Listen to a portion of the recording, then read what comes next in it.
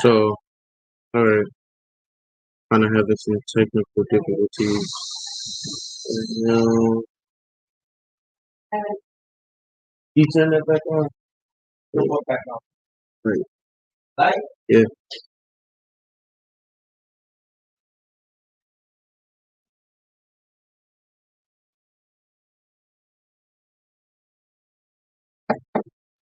I'm sitting.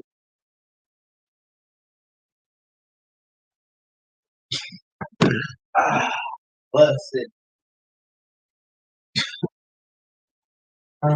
So, just give us 10 minutes. Out the show.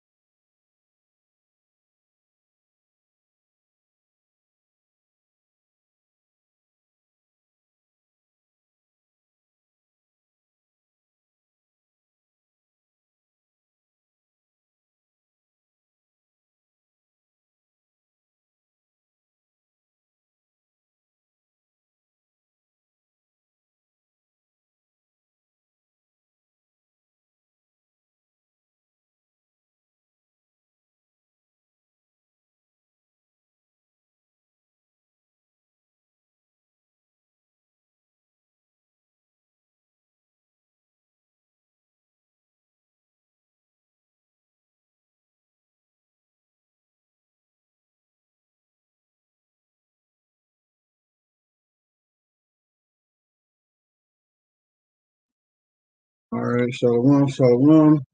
Let me get this popping real quick.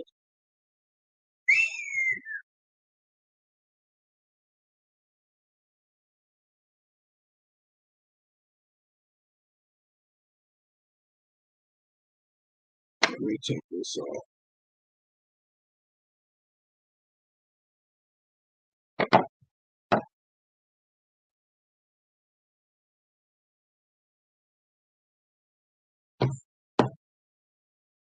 All right, shalom, shalom.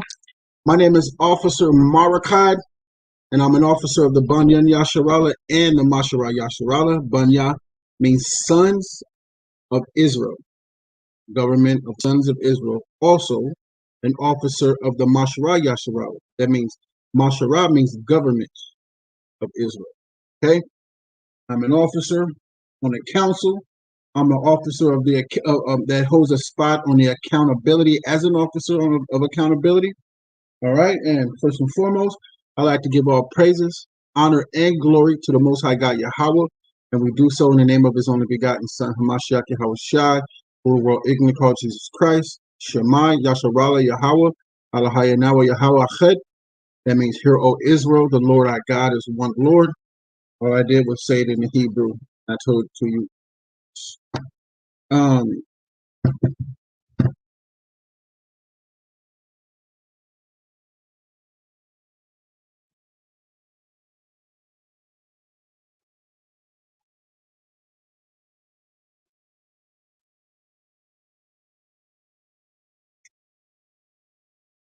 con. So,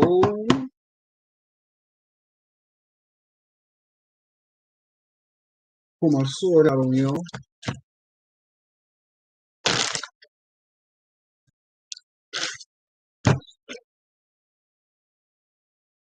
All right, we do this week in and week out unless there's a major feast day that I just wanted to focus on, and we do it. But most of the time, 98% of the time, man, hey, Shabbat service is always held, right? Um, we're here to teach the Black, Hispanic, and Native Indians, all right, that they are the true Hebrew Israelites of the Bible. I'm not going to say Hebrew Israelites, the true Israelites of the Bible. And we're here to teach the downfall of this sinful kingdom, like we always do. All right. Excuse me real quick.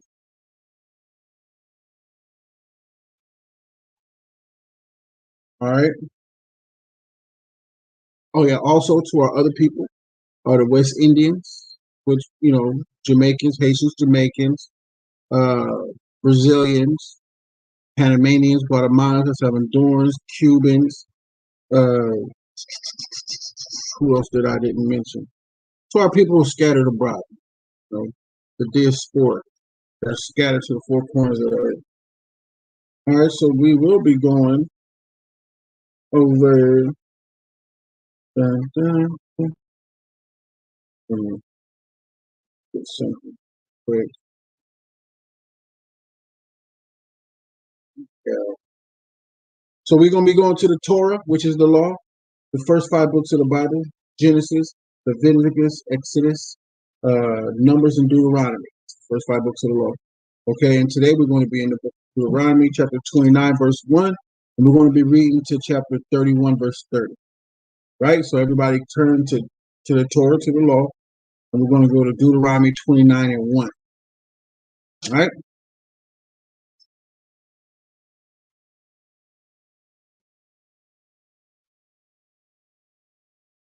Yeah, did we go over the curses? I did it so many times. Crazy.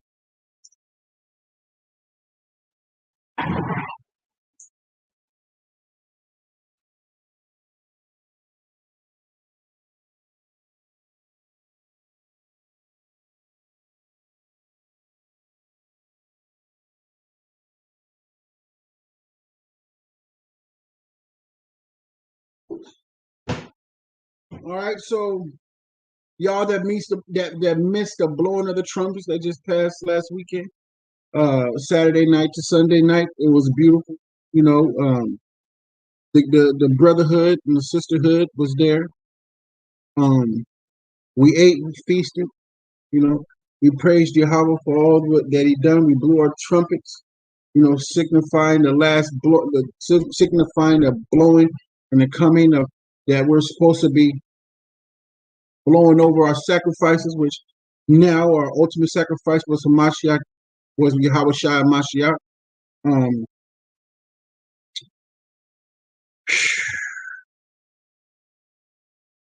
gonna post the next feast day. It's not Third. or yeah, the atonement's coming up on the 3rd, and that will be what, Monday? Yep, the atonement is where we fast for what? How many days? We fast for 24 hours. Water. No water, no food. Okay? No water, no food. So everybody get ready to fast. All right, today's Saturday. Then you got Sunday. And we go into Sunday night to Monday night. Am I right? Sunday night to Monday night when we fast a whole 24 hours. So if I was you guys, I hydrate, and it's a decision you can make with your kids. You got a newborn, or you got your kids that may not be able to do that. They may be able to. So, Third. Monday night to Tuesday night? What does the calendar say? Does it say 3-4? And Mark, You got the calendar? Show me real quick, Bobby, Michelle. Nicole? Let's make sure we tell y'all the right thing.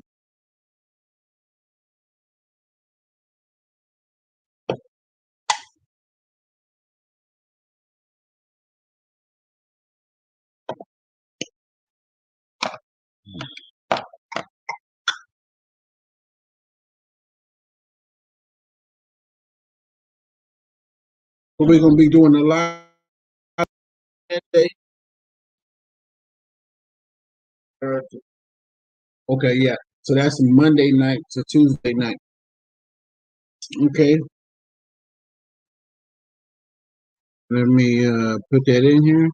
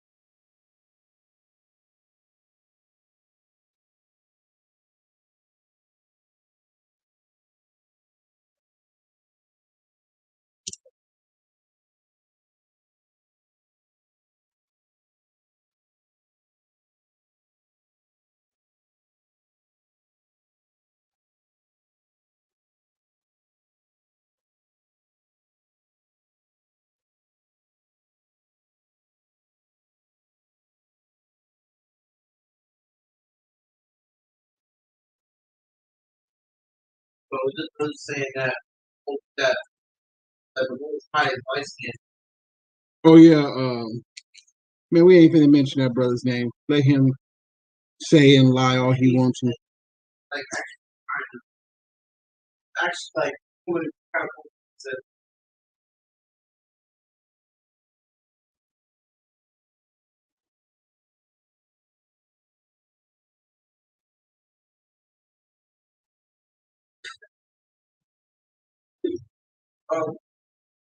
Don't even mention his name. We're not gonna get that brother any clout.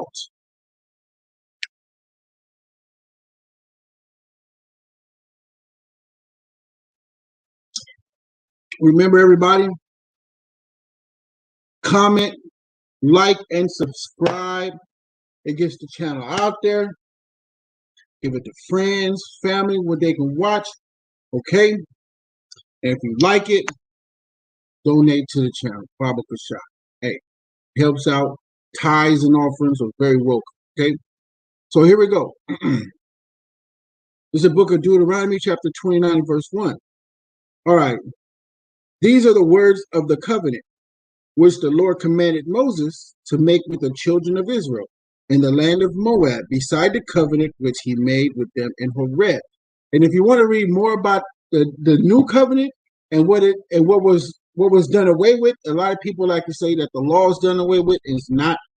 Go to the book of Hebrews, chapter 10, and read from 1 on down, and you'll see what was done away with. And it was the sacrificial law, because Christ was the ultimate sacrifice.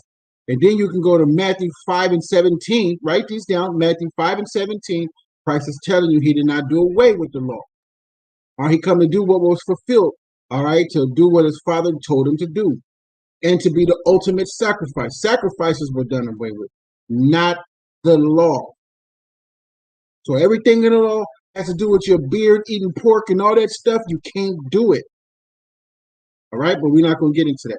So, book of Deuteronomy, chapter 29, verse 1.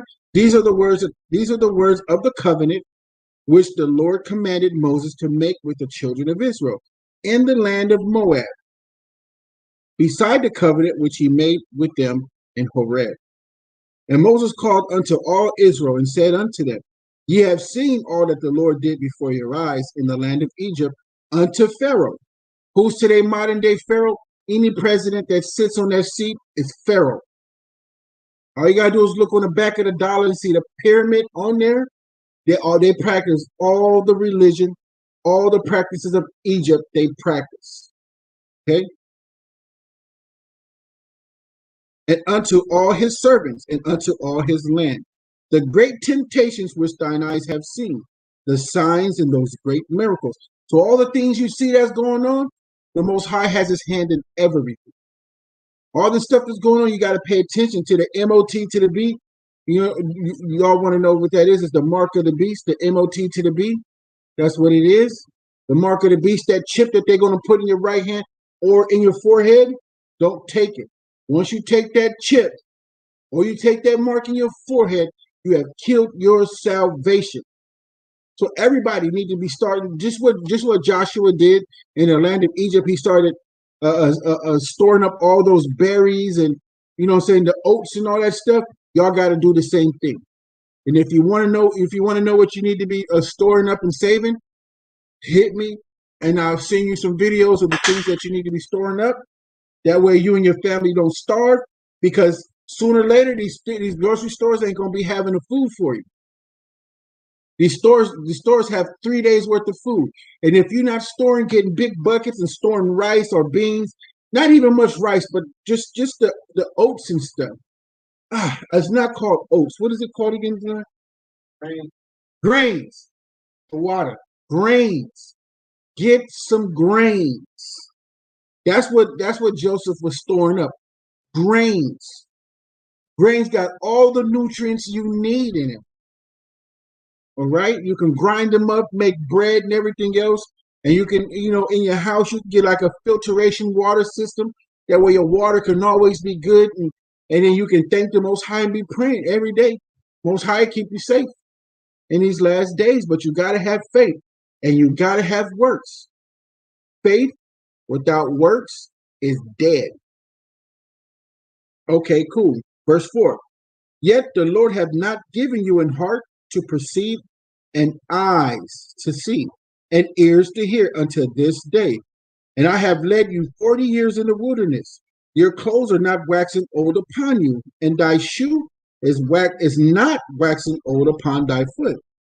Ye have not eaten bread, neither have you drunk wine or strong drink, that ye might know that I am the Lord of your power.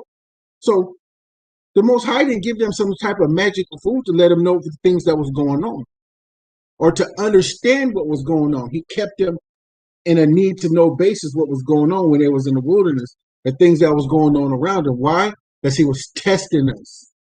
And that's what the Most High does. He tests you to see how you feel about people. And some people, the Most High tests them to see if he wants that type of person around these people.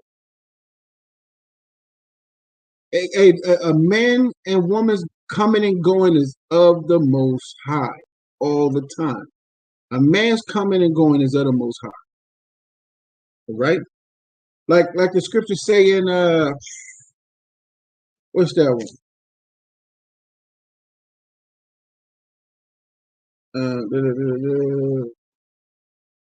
Romans 16 and 17.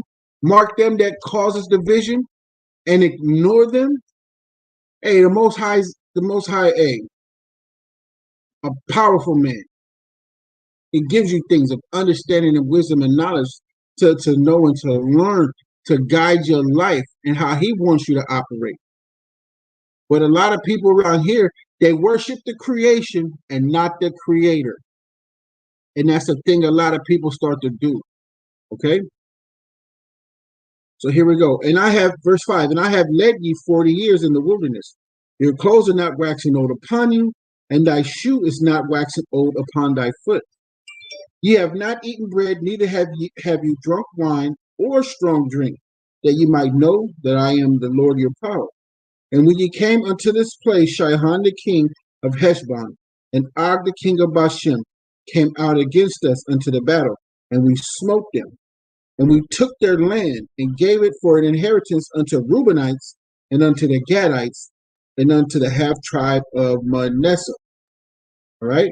Keep therefore the words of this covenant, and do them, that ye may prosper in all that ye do.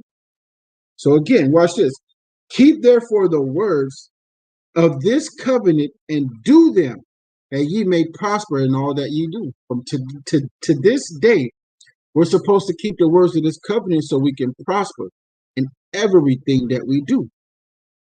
And that's what we teach. We get on here, we teach people to keep the laws of the Most High, that they die not, that they not perish from the way. Everything that's going on, the sickness and everything that's going on with our people today, is because they're not listening to the Most High, and he's telling you not to do these things.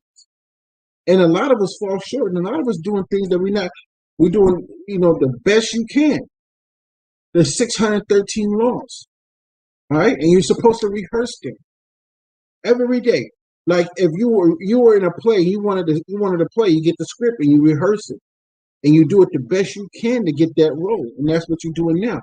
You're trying out for that role for a spot in the kingdom. Because all this stuff that people are doing today that is wicked and evil, it won't be in the kingdom. The Most High is not going to have you in there. Y'all can be saying that the Most High knows your heart, and it is wicked above all things. Proverbs 5 and 3. The mind is wicked above all things. Who can know it? So the Most High do know y'all minds. It's wicked as hell. And you don't love him because you're not keeping his commandments. 1 John 5 and 3. If you love me, keep my commandments. All right, here we go. Verse 10. Ye stand this day, all of you, before the Lord your power, your captains of your tribes, your elders, and your officers, with all the men of Israel, your little ones, your wives, and thy stranger that is in thy camp, from the hewer of the wood unto the drawer of the water, that thou shouldest enter into the covenant with the Lord your power, into the oath which the Lord thy power maketh with thee this day. And God just means power, y'all. God is not his name. So those who say God, that's not his name. In the Paleo, it's just Elohim. In the Hebrew, just means Elohim. Elohim meaning power. So when y'all say I love God, God does not, it's not his name. You're not even calling his name. All right?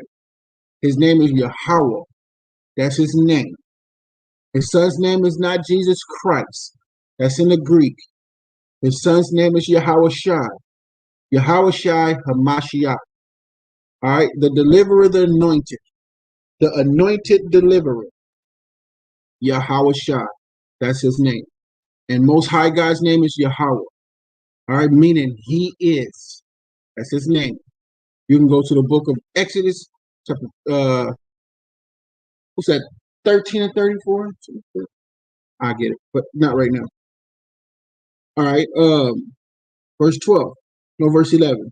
Your little ones, your wives, and thy stranger that is in thy camp, from the hewer of thy wood unto the drawer of thy water, that thou shouldest enter into the covenant with the Lord thy power, and into his oath which the Lord thy power maketh with thee this day, that he may establish thee today for a people unto himself, and that he may be unto thee a power, as he hath said unto thee, and as he hath sworn unto thy fathers, to Abraham, to Isaac, and to Jacob, our forefathers, one of our forefathers. Neither with you, neither with you only do I make this covenant and this oath. So he's talking to them. He said, neither do I make with you this covenant, and this oath. Watch this.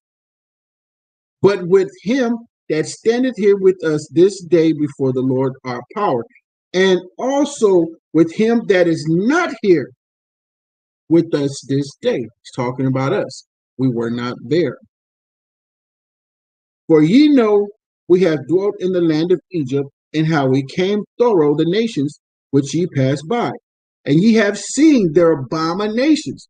We see these nations' abominations, those people from India, Iraq, Arabia, Somalian, so-called Caucasian people, they do a lot of abominations that we're not supposed to be doing.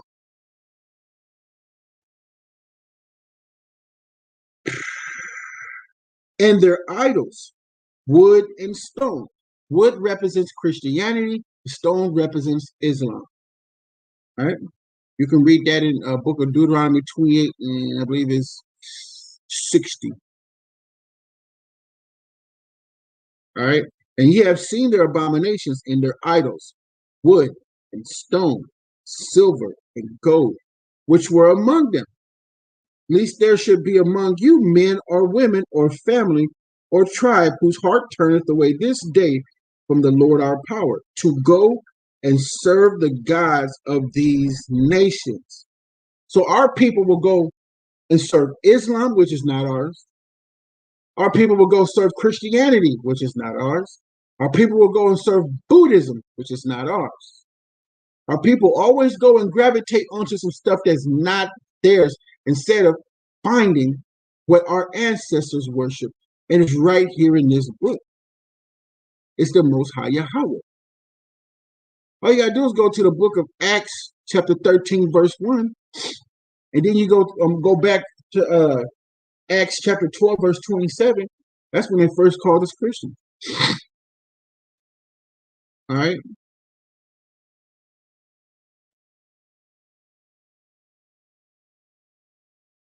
Verse 18. Least there should be among you man or woman or family or tribe whose heart turn away this day from the Lord our power, to go and serve the gods of these nations. Least there should be among you a root that beareth gall and wormwood. It's death. And it came to pass, when he heareth the words of this curse, that he blessed himself in his heart, saying, I shall have peace, though I walk in the imagination of mine heart to add drunkenness to thirst. So let me explain that one to you. All right, I'm going to read that again. For those who don't really understand, I want to help you understand. Verse 18, should there be among you man or woman or family or tribe whose heart turneth away this day from the Lord our power? How? When you read 17, it's talking about idolatry, those abominations, those false gods. When you start to serve false gods, and you got to understand what a god is, it's a power. People can start serving women, that's their power. That woman is their power instead of the Most High. Or it can be drugs, it can be weed, that's their power. That's what they serve, that's what they live for. It's what you live for. That's what you serve, it's what you live for. So it's the weed, it's the crack, it's the liquor, it's the women, it's clothes, jewelry, money. That's idolatry. Money. All right, got those dead white boys on it. You want it, you work hard for it. It's good to work and work hard, but you got to thank the Most High after you get it. And that's what you call spiritual idolatry. Spiritual idolatry is when you serve another God rather than the Most High, because we are married unto Him. Hey, find that precept for me. For we are married unto the Most High, and that's like adultery. That woman committed adultery. We've committed spiritual adultery with the Most High. And that person we committed that adultery with, that's that power we're serving. That's when it's come idolatry. That man that went aside of his wife, no. That woman that went aside of her husband, she's an adulteress, right? She's serving another power now because her power is her husband. And her husband both serve one power. That is the Most High. So when you read Deuteronomy 20, this is the law. When you read Deuteronomy 29 and verse 17, and it's talking about those idols, Buddha and everything else, I was just letting you know what what is idolatry. And money could be idolatry, clothing. You just got to have all the best things. All you work for is good clothing. Instead of, I'm working to serve the Most High.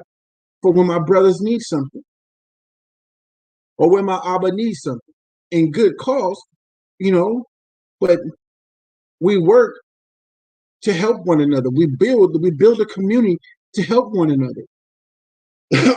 All right. So now that I explained what that was, I'm gonna move on. All right. Anybody got a question? Hey, just go into the comments and comment your question, and Q&A. I'll go back. You know what I mean? Here we go. I'm gonna go to verse 18. At least there should be among you man or woman or family or tribe whose heart turneth away this day from the Lord our power, to go and serve other gods of these nations. At least there should be among you a root that beareth gall and wormwood. And it came to pass, when he heareth the words of this curse, that he bless himself in his heart. And that's what they do. They bless themselves in the heart. Man, hey, I got all the good stuff now, man. You know what I'm saying? Or they'll be like, I'm going to feel good now, man. I got this blunt. He bless himself in his heart. I'm good now. And rolling that blunt. Fired up. They got them some crack. They bless themselves in the heart. I feel good now. I'm good for the rest of the day. Man, this going to make me feel good. That's their God. All right? Though I walk in imagination of my heart to add drunkenness to thirst. You drunk after whatever you chasing. That's almost damn near an evil concupiscence. You are drunk after what you want. And you thirst after. You always want it. Add drunkenness to thirst. Confusion to always wanting something. Okay? Verse 19. And it came to pass, when he heareth the words of this curse, that he bless himself in his heart, saying, I shall have peace, though I walk in the imagination of my heart, to add drunkenness to thirst. The Lord will not spare him. But then the anger of the Lord and his jealousy shall smoke against that man, and all the curses that were written in this book shall lie upon him, and the Lord shall blot out his name from under heaven. So let me go over here real quick. A lot of people be like, why, man, the Lord don't get angry. Why would the Most High God get jealous? He's a jealous God. When you start serving things, other things that's not him, he's a jealous God. Remember, we are made in the image of him. We got all his emotions. The Most High gets angry. The Most High gets sad. The Most High gets happy. The Most High gets jealous. He can do whatever he wants to, but we have, his feelings and stuff that he has also. We are in his image. So why would people say the Most High God don't get angry? That's you. How would I say that? That is you comparing the Most High to yourself. And he's greater than us. That's what people are doing. In your head, you got the Most High a different way. Y'all not even serving the Most High God. It's not the God of this book. You're not reading the scriptures and you're learning about the Most High. In your mind, he's a different way that you just made him up in your mind. That's not in here. It's not here. It's not in here.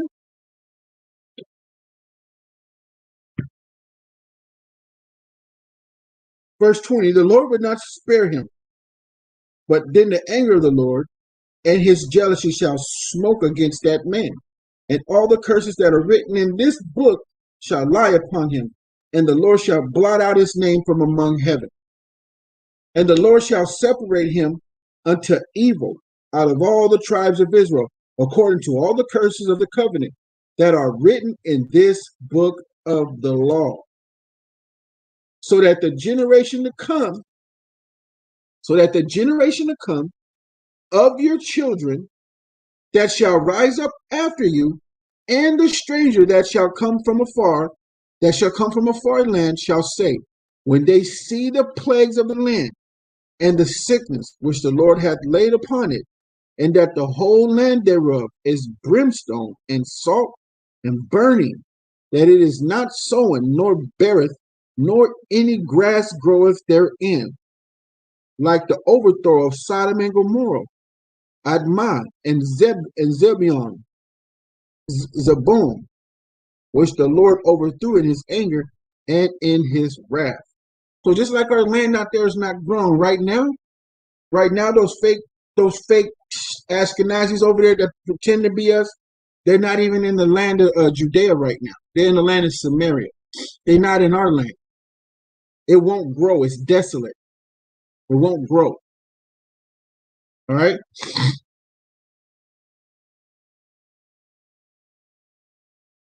Verse 24. Even all nations shall say, wherefore hath the Lord done thus unto this land? What meaneth the heat of this great anger? When people look at us, they see us destroyed. And they be like, damn, why is the Most High doing this to them? Because our people don't listen. They're totally ignoring the Most High. You will read a scripture to somebody straight from the book, and because it's coming out of your mouth, that's wrong. You'll tell them, hey, the Most High said don't do that. He said don't do that, man. And then people be like, man, I'm going to do what I'm going to do. You don't love the Most High. You love yourself. Because our people so used to not listening to the word of the Most High. They go to church, clap their hands, sing, hallelujah, I have this fake spirit on them. The Most High just sitting there laughing at you. Because the Most High dwelleth in temples not made of hands. The kingdom is within you. You have the ability to bring out the kingdom out of you. You have that ability in you. But our people are not listening. But they're so prideful, man. So much into your pride. You're ignorant. You don't have no humility. You don't know how to humble down, man. And you keep blaming yourself. Blame yourself. Exactly. Don't blame the Most High. Because when that wrath come upon y'all, and the Most High put y'all to death, it's on you, man. Even me. If I'm doing something I'm not paying attention to it, if I'm doing something and I'm not paying attention to, that's on me. I got nobody to blame. I can't blame the Most High. I can only blame myself. But if somebody comes to you with all sincerity and heart, and they tell you a scripture that come out of here that the Most High said you should not do, listen. We're not lying to you. I don't do this for the heck. I mean, I do this for the heck of it. I do it for my health.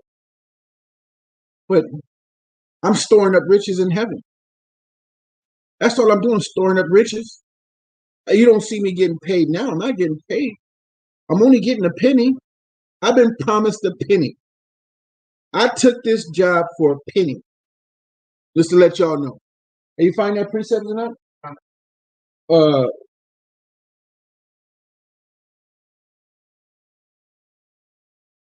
What is it?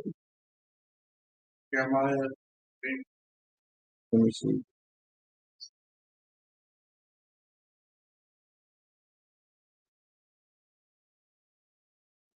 So this is Jeremiah chapter 3, verse 14, where I said we was married unto the Most High.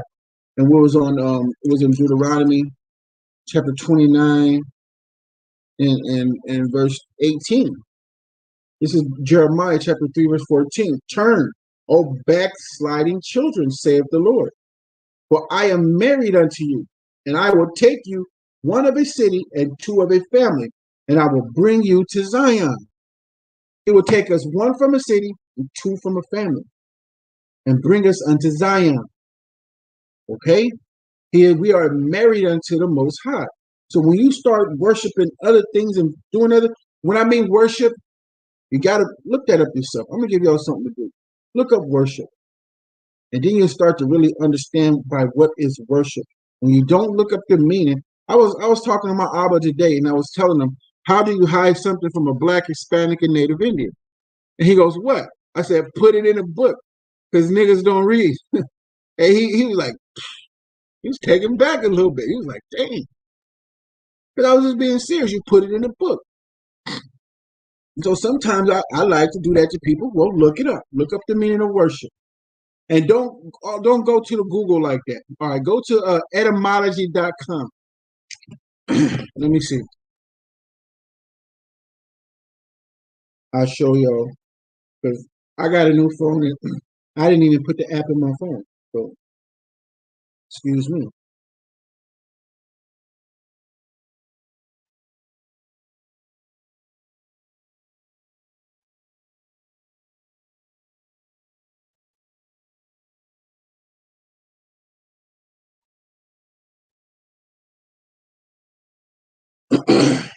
And who has etymology.com in it? So I know it's in my other phone there.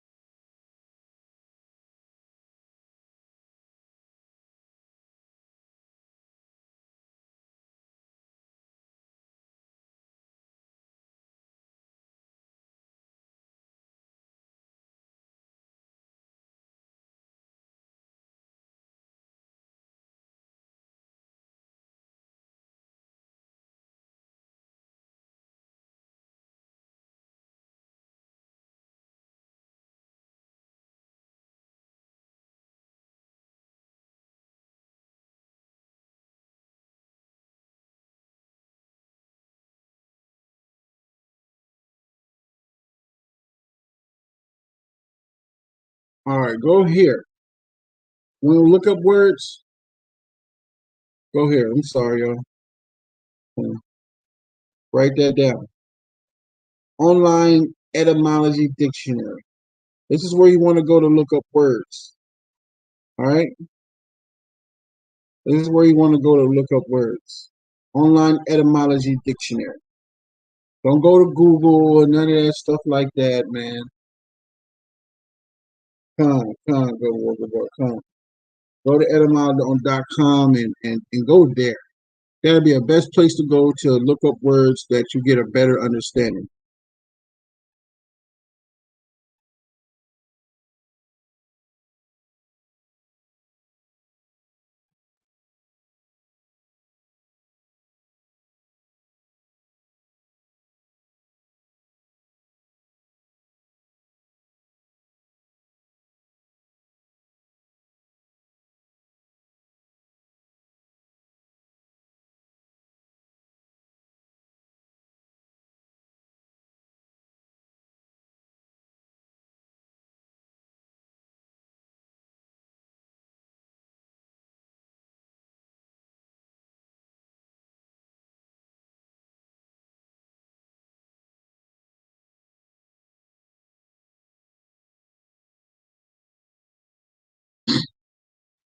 I had to put the app on mine real quick. Second.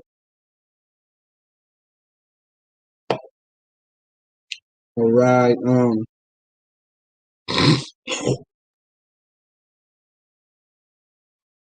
So I'm gonna start back a little bit and go into context.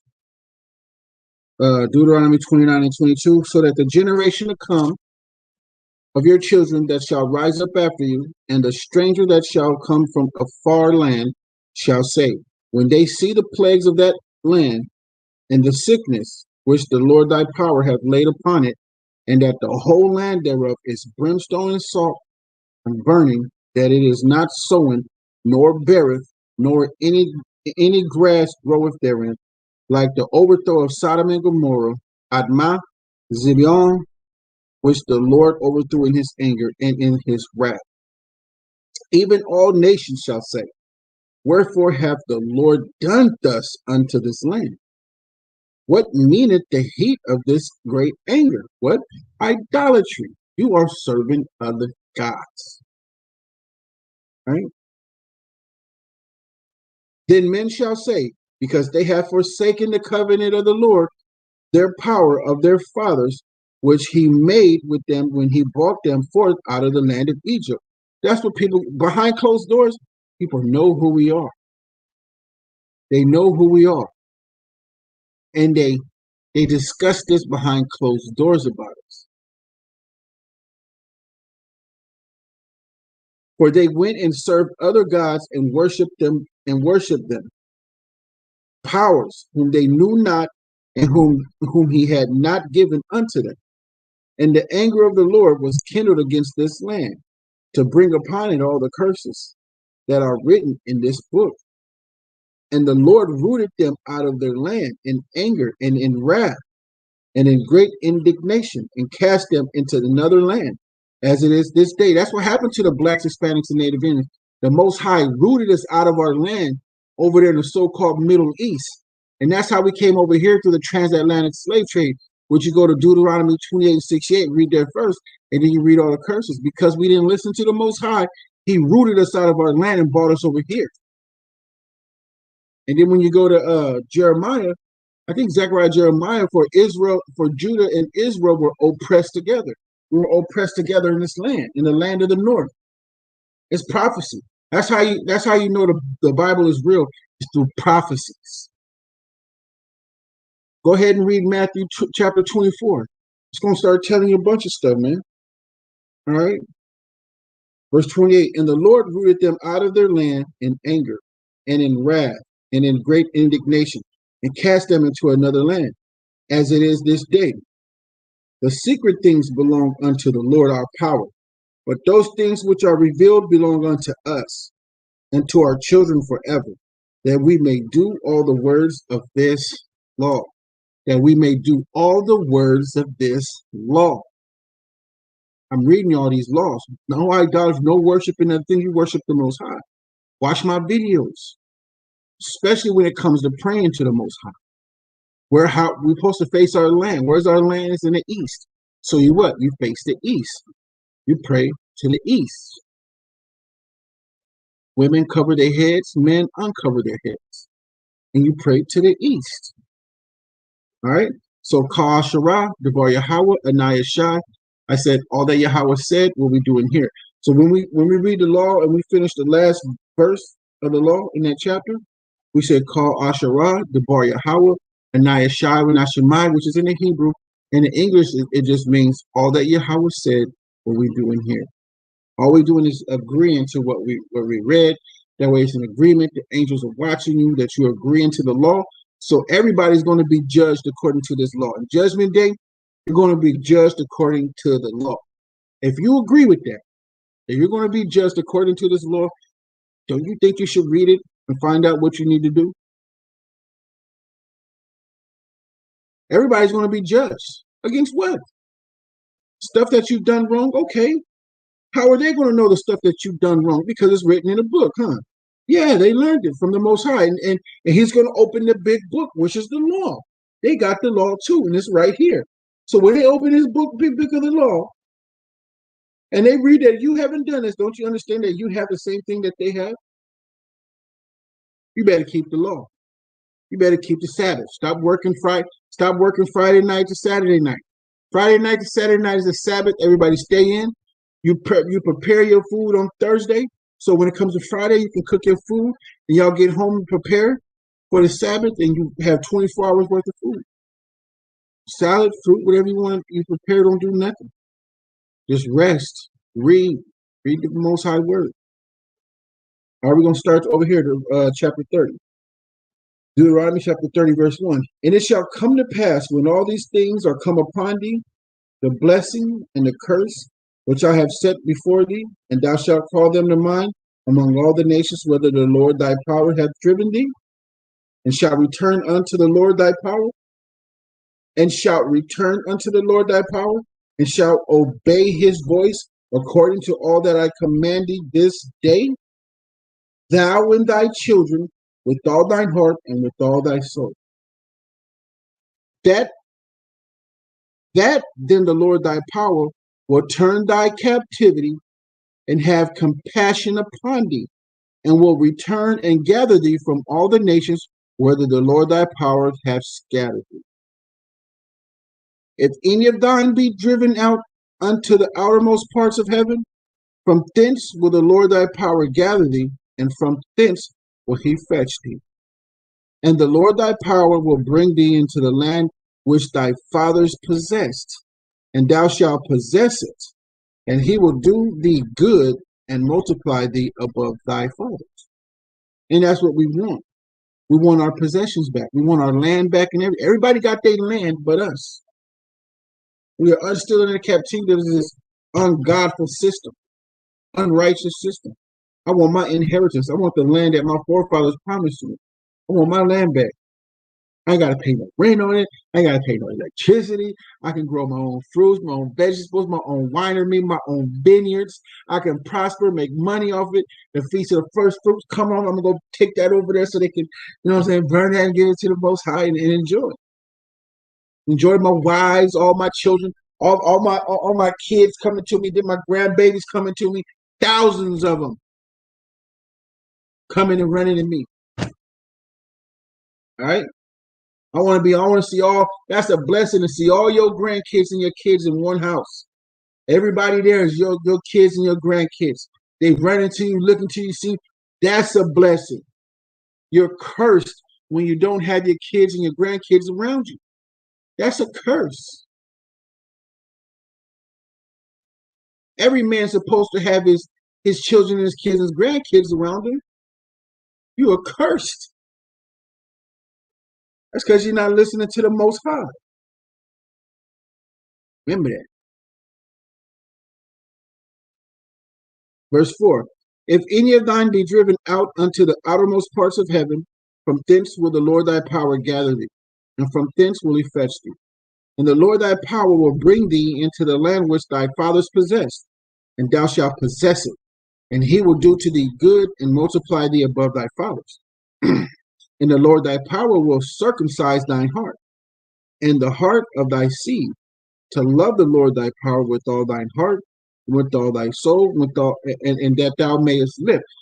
So let me go over here real quick, so I can show y'all, because a lot of people think circumcise the heart, he's talking about the thing that's in his chest.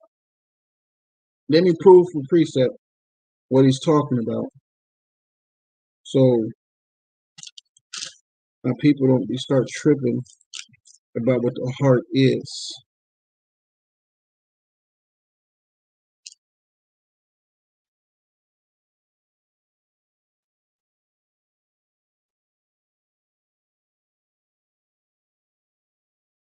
All right, it's the book of Genesis, meaning the beginning.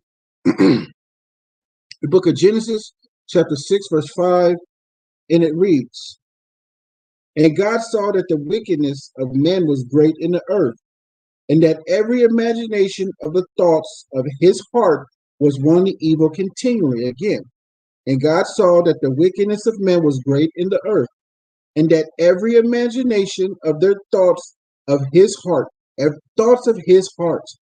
your mind, was evil continually.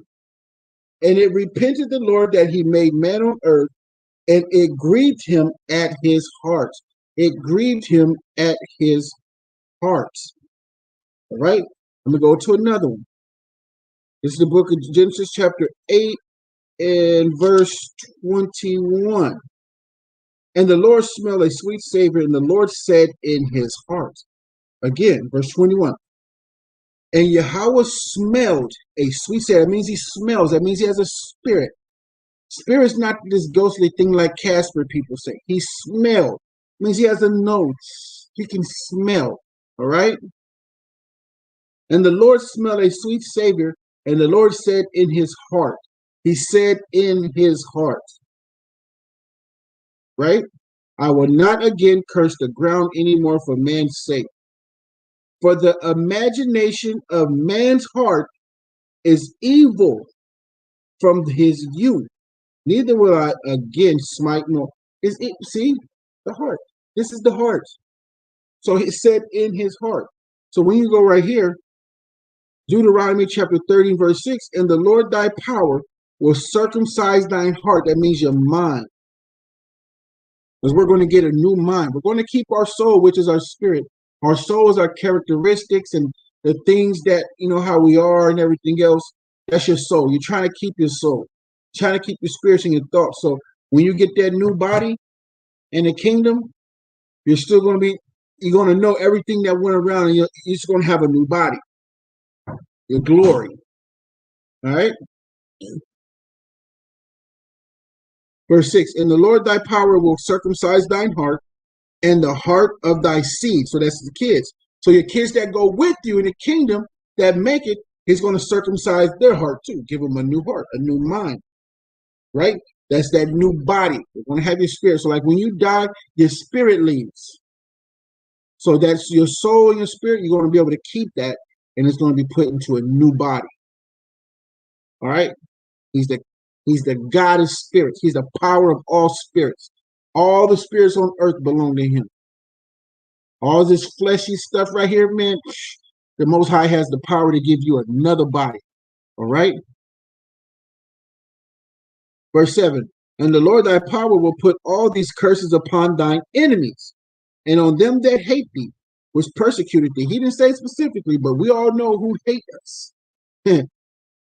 Sometimes it's our own people in our own house. Hey, people around you, man, you hate your brother. Hey, if you hate your brother, you're a murderer. That's what the Most High said. If you hate your brother, you're a murderer. Right? Verse 7, and the Lord thy power will put all these curses upon thine enemies, and on them that hate thee, which persecuted thee. And thou shalt return and obey the voice of the Lord, and do all his commandments which I command thee this day. And the Lord thy power will make thee plenteous in every work of thine hand, in the fruit of thy body, and in the fruit of thy cattle, and in the fruit, and in the fruit of thy land for good. For the Lord will again rejoice over thee for good, as he rejoiced over thy fathers, Abraham, Isaac, and Jacob, and our fathers after that. Our forefathers, David, Solomon, all them. You know what I mean?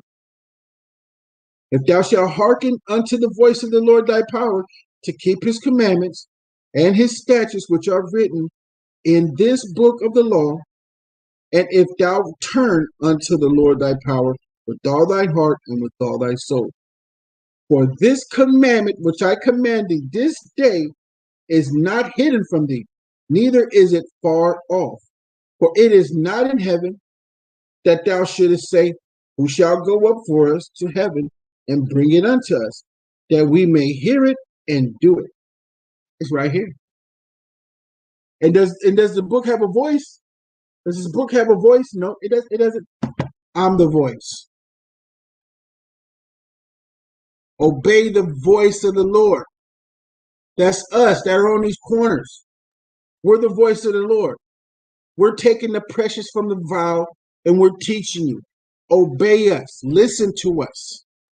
We're teaching you for good. I don't want you to go off. I don't want you to do nothing stupid. I don't want you to do that. I just want you to listen. And a lot of you are in your pride, man. You got to calm down. Humble yourself to listen. Once you humble yourself, you'll be able to listen. Well, most of us are really young. He said he will get the young he said, I will get the young, I will cause the young to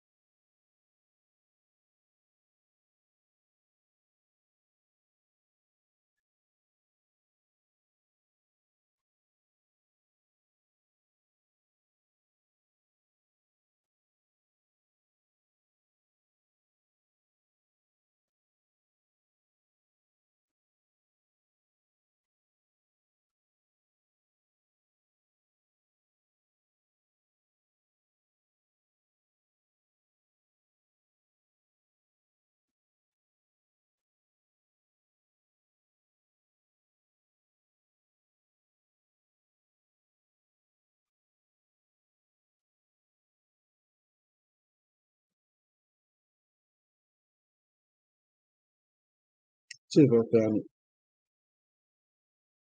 I don't remember where it is.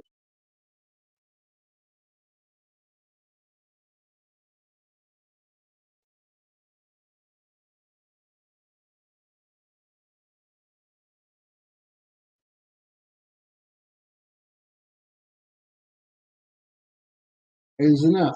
Where's he at? In the car. Do you remember that precept where he will choose babes to confound the old? You know what I'm talking about? Yeah.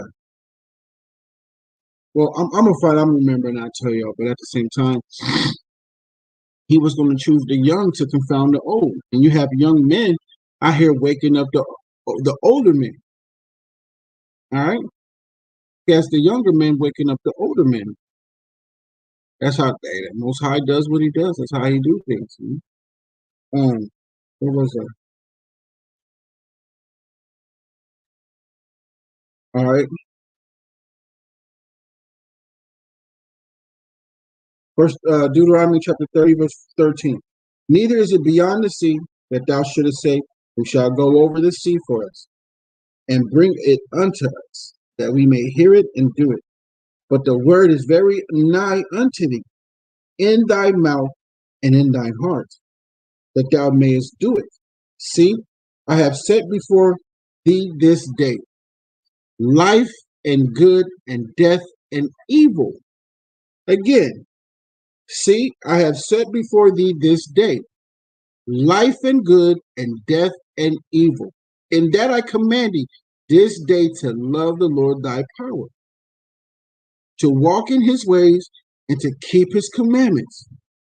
Again, verse 16, and that I command thee this day to love the Lord thy power.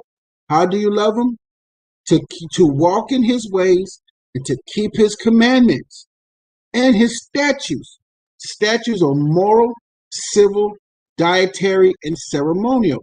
So when you go to Leviticus and you read the dietary, Leviticus 11, that's the dietary, what you can eat versus what you can't eat. Right? And his judgments, that thou mayest live and multiply. And the Lord thy power will bless thee in the land, whether thou goest to possess it. But if thine heart turn away, man, you just stop thinking about it. But if thy heart turn away, you don't care about the laws no more, you don't want to do the laws, you don't want to do nothing, right? But if thine heart turn away, if thy heart turn away, so that thou wilt not hear, but shall be drawn away and worship other gods and serve them. How? What I tell you? It's like I don't got time to listen to the Most High. I'm just going to work all day. I ain't got time to listen to the Most High. I'm just going to smoke weed all day. I'm going to drink all day. I'm just going to go around smashing women all day. That's serving other gods. What's he going to do? I denounce unto you this day that ye shall surely perish, and that ye shall not prolong your days upon the land, whether thou possess over Jordan to go to possess it. I call heaven and earth to record this day against you. And I'm saying it now. I call heaven and earth to record this day against y'all that are watching. That I have set before you life and death. The Most High has set before you life and death, blessings and curses. Therefore choose life. And what is life? When you go to verse 16, in that I command thee this day to love the Lord thy power. How do you love the Most High? He's going to say it next. To walk in his ways, to keep his commandments and his statutes and his judgments, that thou mayest live and multiply. On back to 19. I call heaven and earth to record this day against you, that I have set before you life and death. The Most High said that. Blessings and cursings. Therefore choose life, that both thou and thy seed may live, that thou mayest love the Lord thy power, and that thou mayest obey his voice, and that thou mayest cleave unto him. For he is thy life and thy length of days, that thou mayest dwell in the land which the Lord sware unto thy fathers, to Abraham, to Isaac, and to Jacob, to give to them. And what they get, they hand down to us. Kal Asherah, the Bar Yahweh, Anaya Shai Shemad. Although Yahweh said, what we're doing here. Excuse me. Check something. Right. Last chapter, then we're going to go to the book of Proverbs. Book of Proverbs, a lot of wisdom. A lot of wisdom in the book of Proverbs. All right, this is Deuteronomy chapter 31, verse 1. And Moses went and spake these words unto all Israel. And he said unto them, I am 120 years old this day. I can no more go out and come in. Also the Lord hath said unto me, Thou shalt not go over this Jordan. The Lord thy power, he will go over before thee, and he will destroy these nations from before thee, and thou shalt possess them. And Joshua, he shall go over before thee, as the Lord hath said. And the Lord shall do unto them as he did unto Sihon, and to Og, king of the Amorites, and unto the land of them whom he destroyed. And the Lord shall give them up before your face, that ye may do unto them according unto all the commandments which I have commanded thee. But the Most High loves everybody, right? But he loves everybody. Most High don't love everybody. Stop that. Most High hates. All right, verse 6. He said, Be strong and of a good courage. This is a commandment for us. Be strong and of a good courage. Fear not, nor be afraid of them. And you women that are up under your head, be with a man that does not fear like that, man. For the Lord thy power, he it is that doeth go with thee. He will not fail thee nor forsake thee. And Moses called unto Joshua and said unto him in the sight of all Israel, Be strong and of good courage, for thou must go with this people into the land, which the Lord hath sworn unto their fathers to give them. And thou shalt cause them to inherit it. Moses was a Levite. He's from the tribe of Levi. All right. Verse 8. And the Lord, he it is that doeth go before thee. He will be with thee.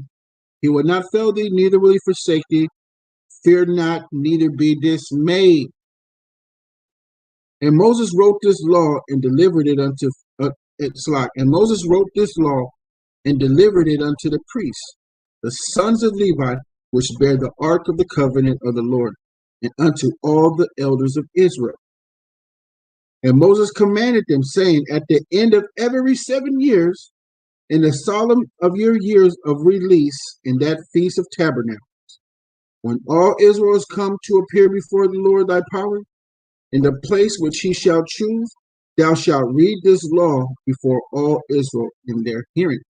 So, in the what?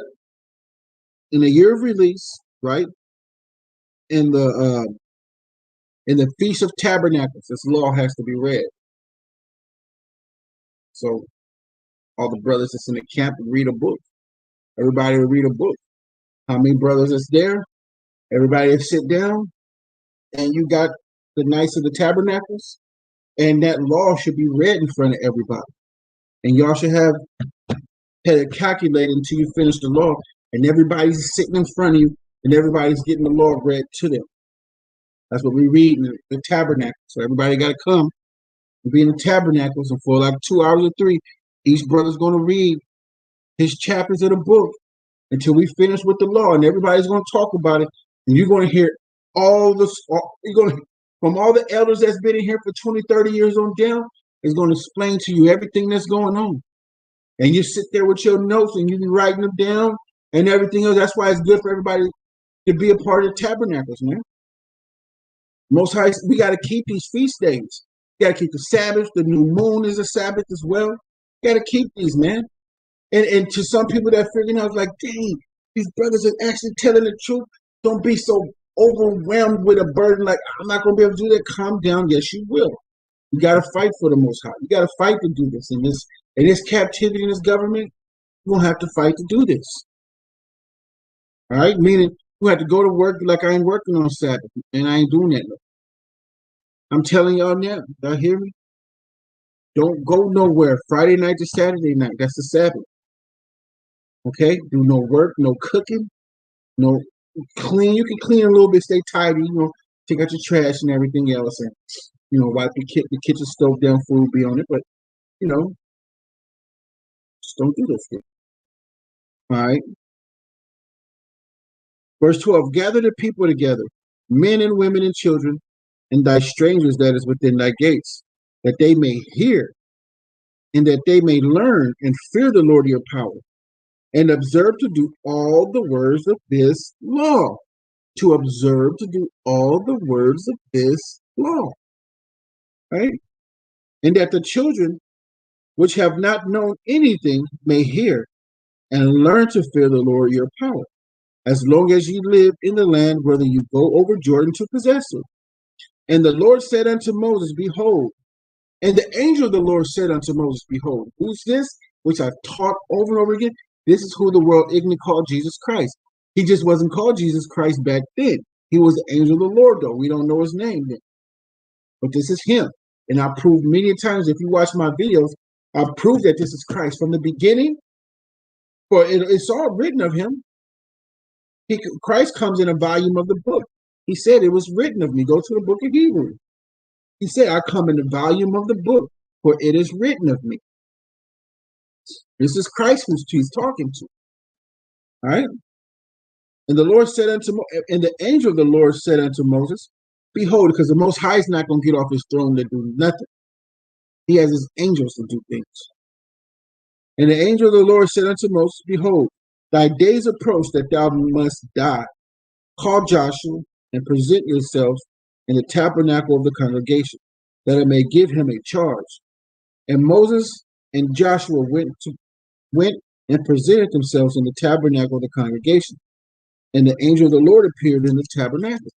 I say angel of the Lord because I know who it is. And a pillar of a cloud and a pillar of the cloud stood over the door of the tabernacle. Our ancestors used to speak of them. Swing low, swing chariot. No, swing low, sweet chariot, coming to carry me home. These are the chariots of the Most High in the clouds. All right. Tabernacle and a pillar of a cloud, and the pillar of the cloud stood over the door of the tabernacle. And the angel of the Lord said unto Moses, behold, thou shalt sleep with thy fathers, and this people will rise up and go a whoring after the gods of the strangers of the land, whether they go to be amongst them, and will forsake me and break my covenant which I have made with them. Here we go again. Verse 17. So after Moses died, they're going to just break the law again, man. All that they seen, all their ancestors are people like that. Our people are rebellious as hell. And I don't care about everybody else in other nations and what they do. I care about what our people. I'm worried about my people. All right? If you're not my people, I'm not worried about you. We just don't. Everybody should worry about their own nation. We can come together for business and stuff like that, but worry about your own nation. Worry about your own people. All right? It's kind of hard for us to care about ourselves. Bets yet we got to care about everybody else. Everybody always expect the Black, Hispanics, and Native Indians to care about everybody in the world. We find it hard to care about each other. Why we got to worry about all that? We ain't no slaves, are we? Here we go.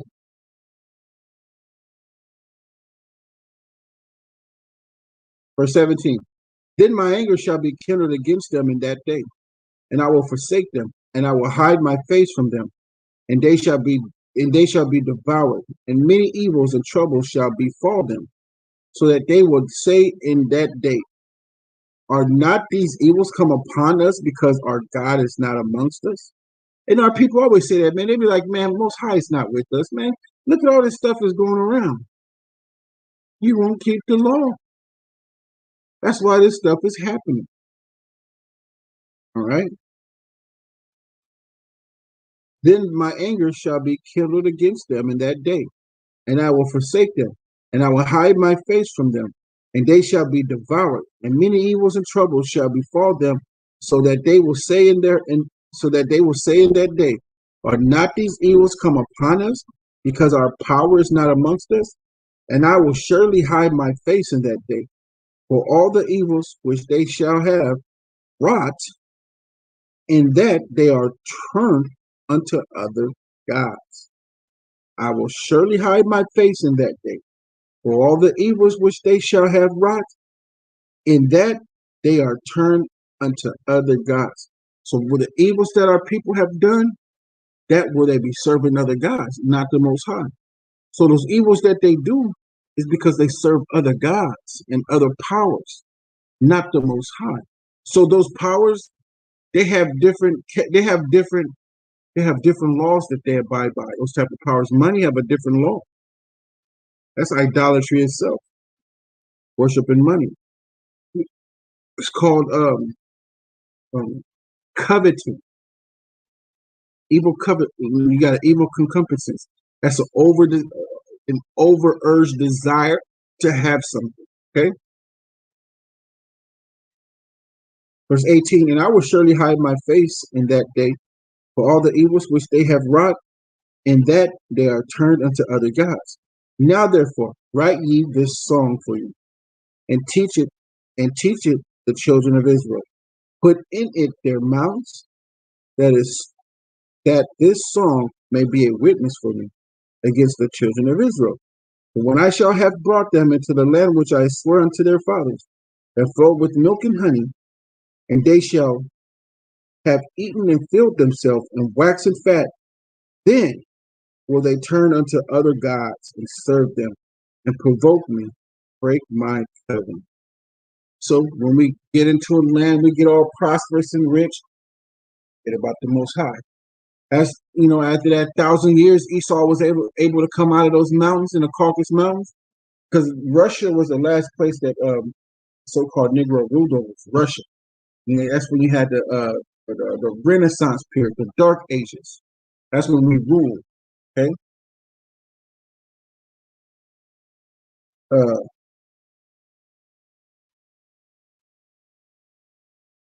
Verse 20. I start there again. For when I shall have brought them into the land which I swear unto their fathers, that flow with milk and honey, and they shall have eaten and filled themselves and waxen fat, then will they turn unto other gods and serve them, and provoke me, break my covenant.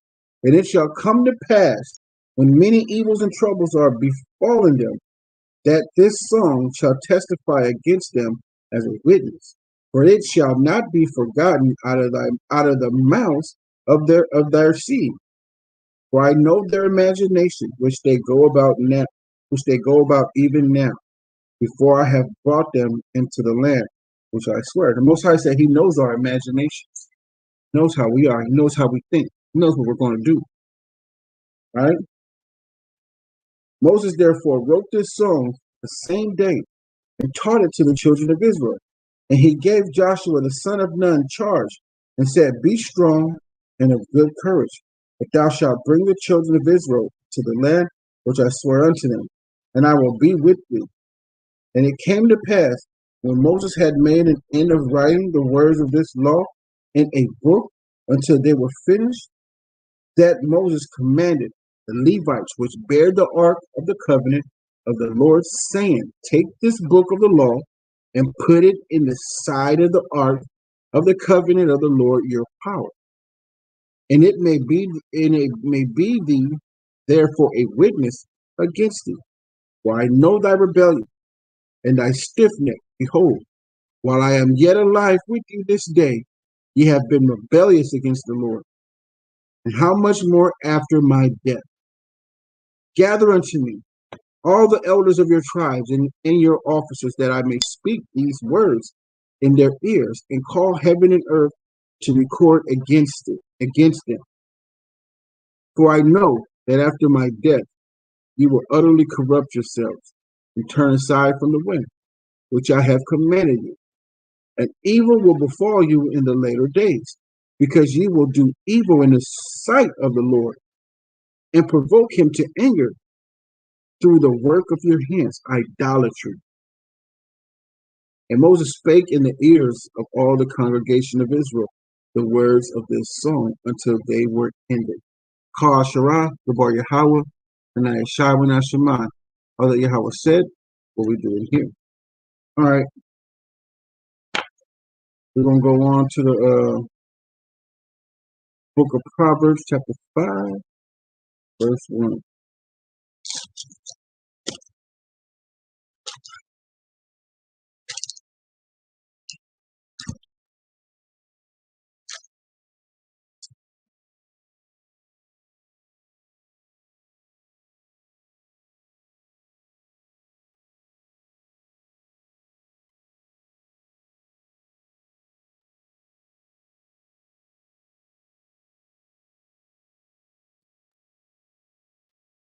Check this out, y'all. Give me 5 minutes real quick.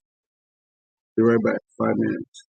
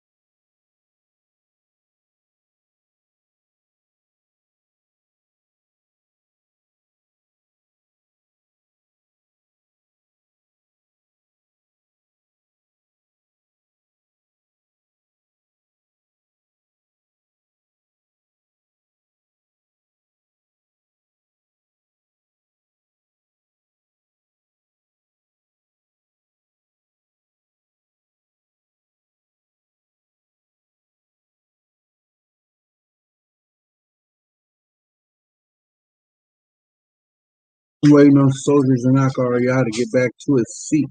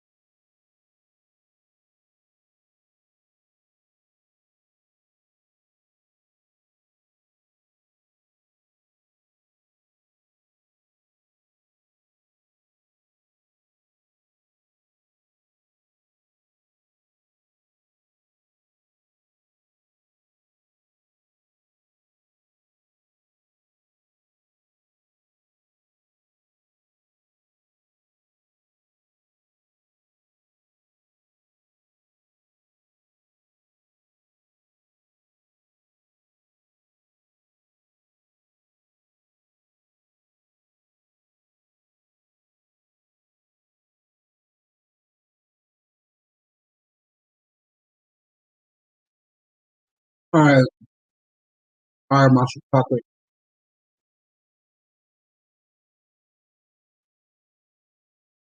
All right, here we go. Let's get back to business. Starting at Proverbs chapter 5, verse 1. All right, here we go. My son, attend unto my wisdom, right? And bow thine ear to my understanding, that thou mayest regard discretion. And that thy lips may keep knowledge. For the lips of a strange woman drop as an honeycomb, and her mouth is smoother than oil. So, what is a strange woman? A lot of people are going to say heathen women. Yes, heathen women are strange women. What is another strange woman? Is a woman that does not keep the law of the Most High. That is a strange woman. She don't love the law. She don't keep the law. You just married a strange woman. Okay. For the lips of a strange woman drop as a honeycomb, and her mouth is smoother than oil. The scriptures say an adulterous woman seeketh the precious soul. What's a precious soul? Is a man of the Lord. He keeps the law of the Most High. And if you know, in the world, women always want that man that's straight, and he's just he just straight. He's stern. He stands on his word and everything else. But they're adulterous women. They hop from one man to the next. Man, man, man, man, and man and woman. They just keep hopping. That's an adulterous woman. She has not repented. And if she leaves you, she's gonna hop onto another man. And you can tell that that's an adulterous woman because she ain't repented. If she wants to leave you, one small thing, she leaves you. That's an adulterous woman. She does not want to work it out with you. An adulterous woman seeketh the precious soul. You got to watch out for that woman. She just won't commit to the truth. And the Most High, she's an adulterous woman, and she hunts the precious soul. You're just precious to her. You're going to keep your word. You're going to be a good man and everything. She wants that man. Those other dudes she out there grinding on, they ain't going to keep her. They just smash her and pass her. The adulterous woman hunts the precious soul. Remember that. Verse 3, Proverbs chapter 5, verse 3. For the lips of a strange woman drop as the honeycomb, and her mouth is smoother than oil. But her end is bitter as wormwood, sharp as a two-edged sword. Her feet go down to death, her steps take hold on hell. Lest thou shouldest ponder thy path of life. Her ways are movable, that thou canst not know them. You don't see where she's coming from, her angle. She doesn't even see where she's coming from half the time. But these women right here will get you into a lot of trouble, and you don't even see it coming. And we always say a woman to get you killed faster than a man.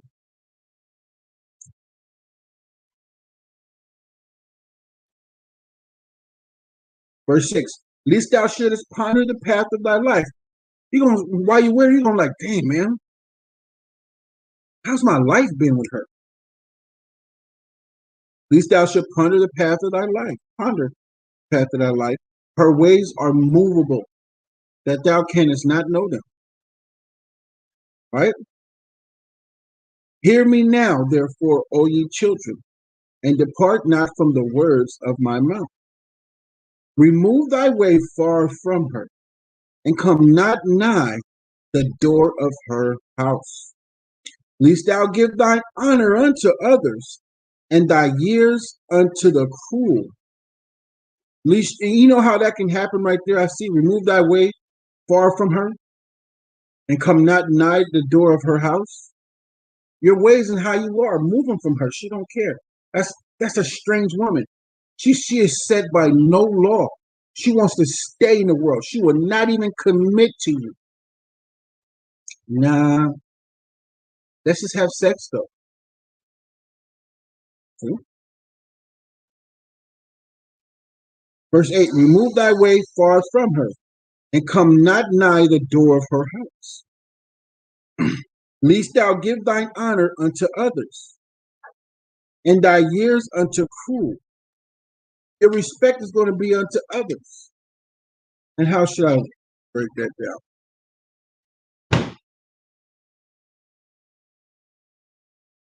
down? Some men are counted as bread to a woman. They'll eat you up and spit you out. Very cruel, right? And that's how you understand how you give your respect to others that don't respect you, that don't deserve your respect. And they just have a cruel way of being around you. Woman is cruel. Man, these women today are cruel. They're nothing like their foremothers. Their foremothers had less and stuck around. Today they have more and they leave and they're still unhappy. Verse 9, lest thou give thy honor unto others and thy years unto the cruel. Lest strangers be filled with thy wealth and thy labors be in the house of a stranger. See? And thou mourn at the least when thy flesh and thy body are consumed. And say, how have I hated instruction, and my heart despised reproof. And that's what you're going to say, man, why didn't I just listen to them? Now I'm stuck with this woman. Man, because divorce is not allowed in the Most High's eyes. Ain't no divorce. It was never from the beginning. Only way you can divorce a woman is at least a fornication. That is it. That's the only way you can leave your wife. But yeah, you can depart from her for a little bit. If y'all not getting along, y'all can separate, but she can't go be another man's husband. She can't have sex with no other man. She can't talk to no other man. She can't learn from another man. She can't go on dates with other men. None of that. She better take that time of prayer and fasting and get back to her husband. Only man, a woman only needs one man her whole life. And the Most High created for a woman to only have one husband. And once you sleep with that man, that's your husband. Genesis 24:67. That is marriage. Sex is marriage. There is an agreement before sex, but sex is the consummation to that agreement of you and that woman. So once you lay down with that woman that was your wife, you don't need no paper. You don't need no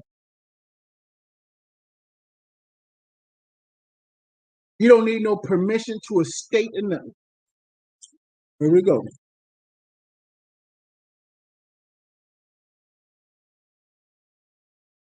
So while you laboring all day, 12 to 16 hours a day of work, laboring, taking care of this woman, verse 11, and thou mourn at the least when thy flesh and thy body are consumed, and say, how have I hated instruction, and my heart despised reproof, and have not obeyed the voice of my teachers, nor inclined my ear to them that instructed me. You didn't listen to us. We told you that woman was hell. Bro, don't mess with her. Mm-mm.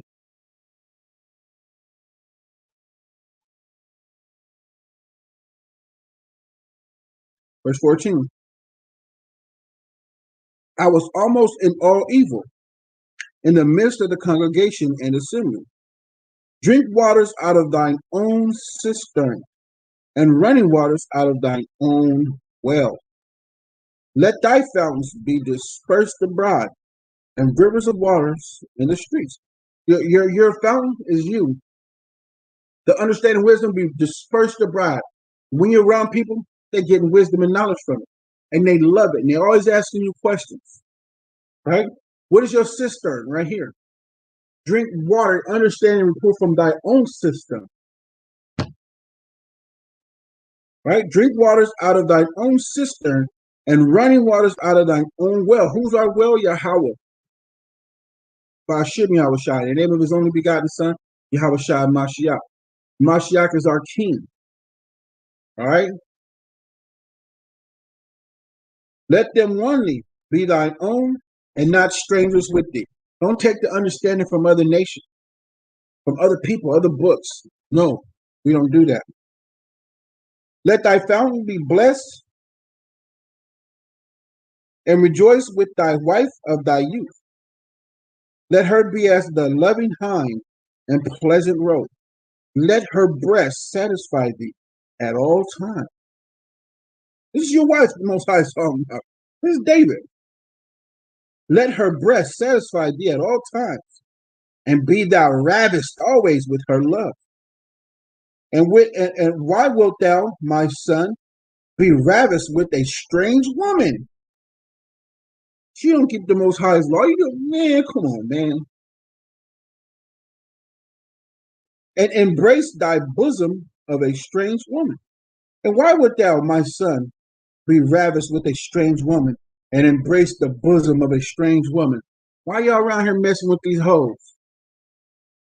That's a strange woman. She don't love the Most High. And most of them have no morals that don't love the Most High. They're not bound by the law of the Most High. They don't subject themselves under the law of the Most High. Because when a woman subject herself to the Most High, she's going to subject herself to you. She's going to do everything you tell her to do. Why? Because the Most High told her, that is your job. That's what you do. You serve him. She's going to say, yes, Abba. And she's going to turn around and serve you and say, yes, Lord. You are her Lord. You are her power in that house. Most High don't tell you what to do with your wife. He just says be righteous with her, and he gives you laws to operate within. All right? Verse 21. For the ways of men are before the eyes of the Lord, and he poureth slack. For the ways of men are before the eyes of the Lord, and he pondereth all his points. So whatever you do, your ways are forever before the Most High. He always has his eyes on you. He's watching you always. Everybody got an angel set over them. His own iniquity shall take the wicked himself, and he shall hold him with the cords of his sins. He shall die without instruction, and in the greatness of his folly he shall go astray.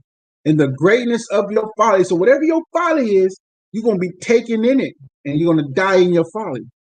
And you won't be forgiven because you didn't take heed to the law. These instructions, the Most High is telling these are instructions. This instruction make it the law. Stay away from strange women. Those women that don't love the Most High and not serving the Most High, depart from them. If she want to stay with you, if that woman is willing to stay with you, stay with her. And if she's willing, that means she's be willing to go by the laws of the Most High. Even though she don't believe in him, she's going to keep his law. She's going to wear a dress. Her dietary is going to matter. And everything, whatever you tell her to do is going to matter. All right? Now we're going to chapter 6.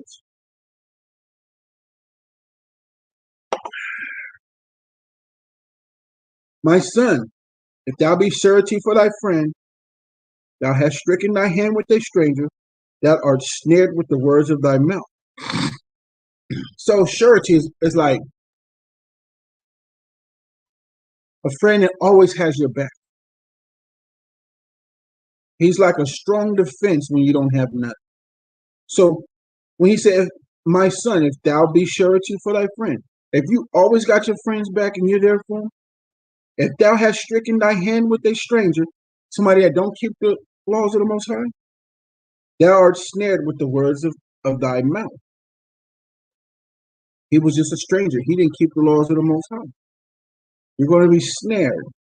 You're going to be hated, and he's going to talk ish about you. Thou art taken with the words of thy mouth.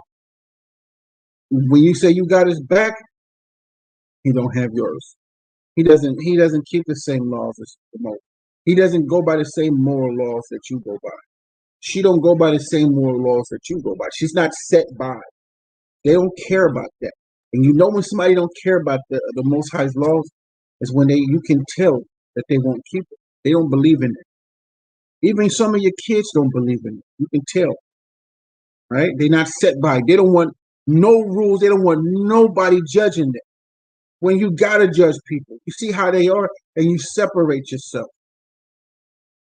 Verse 3, do this now, my son, and deliver thyself.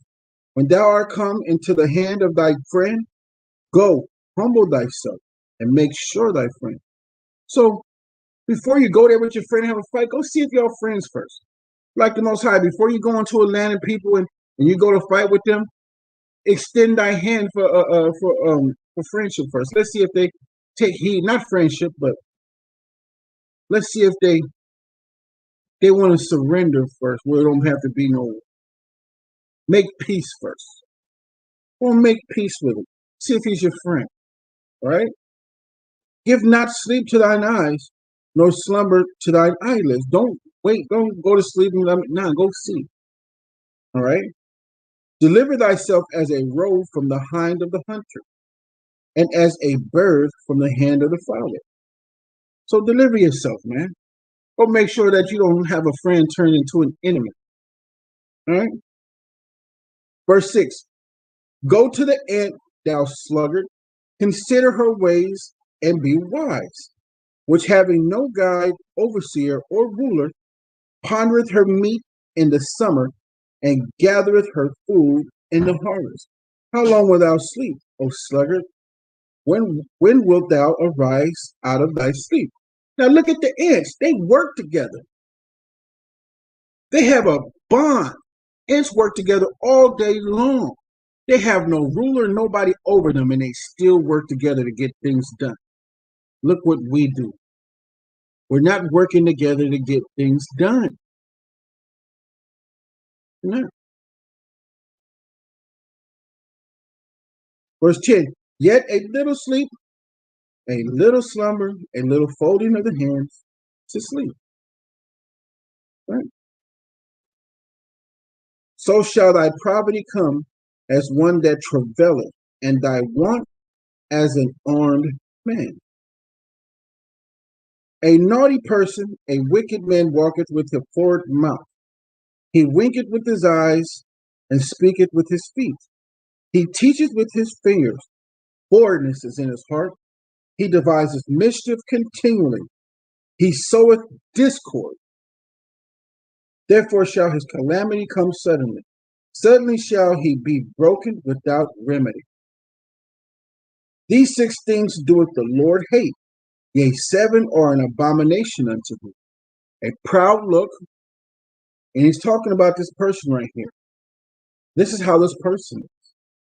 The one that soweth discord amongst people. This is the characteristics of it. He's given to you.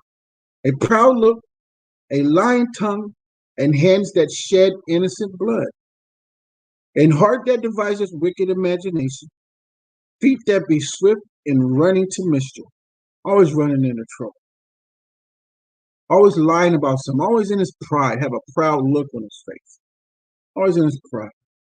A false witness that speaketh lies, somebody that say they saw something but they didn't really see it. That's their bro. They just agree with him. He's a respective person. My son, keep thy father's commandments and forsake not the law of thy mother. My son, keep thy father's commandments and forsake not thy law of thy mother. Bind them continually upon thine heart and tie them about thy neck. When thou goest, it shall lead thee. When thou sleepest, it shall keep thee. And when thou awakest, it shall talk with thee. For the commandment is a lamp, and the law is light, and the reproof of instructions are the way of life. And went together to rhyme. To keep thee from the evil woman, again, from the flattery of the tongue of a strange woman. Lust not after her beauty in thine heart. And Yahweh Shai talked about that, man. If you can lust after a woman in your heart, you have committed adultery. Neither let her take thee with her eyelids. When big eyelids, she start batting them eyes at you. Man, verse 26, for by means of a whorish woman, a man is brought to a piece of bread, like I was saying. And the adulteress will hunt for the precious life, like I said. And the adulterous woman will hunt for the precious life. These women hunt for men that will take care of them, that are good men. But they by all means are not a good woman. Can a man take fire in the bosom? Can a man take fire in his bosom and his clothes not be burnt? No, he cannot. Can one go upon hot coals and his feet not be burnt? Oh. So he that goeth into his neighbor's wife, whosoever touches her, shall not be innocent. Now watch what he examples it to. Men do not despise a thief if he steal to satisfy his soul when he is hungry. But if he be found, he shall restore sevenfold, and shall give all the substance of his house. But whoso committeth adultery with a woman lacketh understanding. He that doeth it destroyeth his own soul. A wound and dishonor shall he get, and his reproach shall not be wiped away. For jealousy is the rage of a man. Therefore he will not spare in the day of vengeance. He will not regard any ransom, neither will he rest content, though thou givest many gifts. Like, hey man, I give you this, please forgive me, don't kill me. So the Most High reverenced an adulterous man to a thief. He's saying a thief, if he's still to satisfy his soul because he's hungry, man, that's cool. But if you catch him, he's going to have to pay it back. Now, a man that is asleep with another man's wife, he's a thief, and you can't pay that back. And even though you try to give something to him like a thief got to pay you back, this thief, the person that you stole it from, ain't gonna want none of you. Ain't gonna want nothing from you. He's going to kill you. That's not murder. Murder is an unrighteous kill.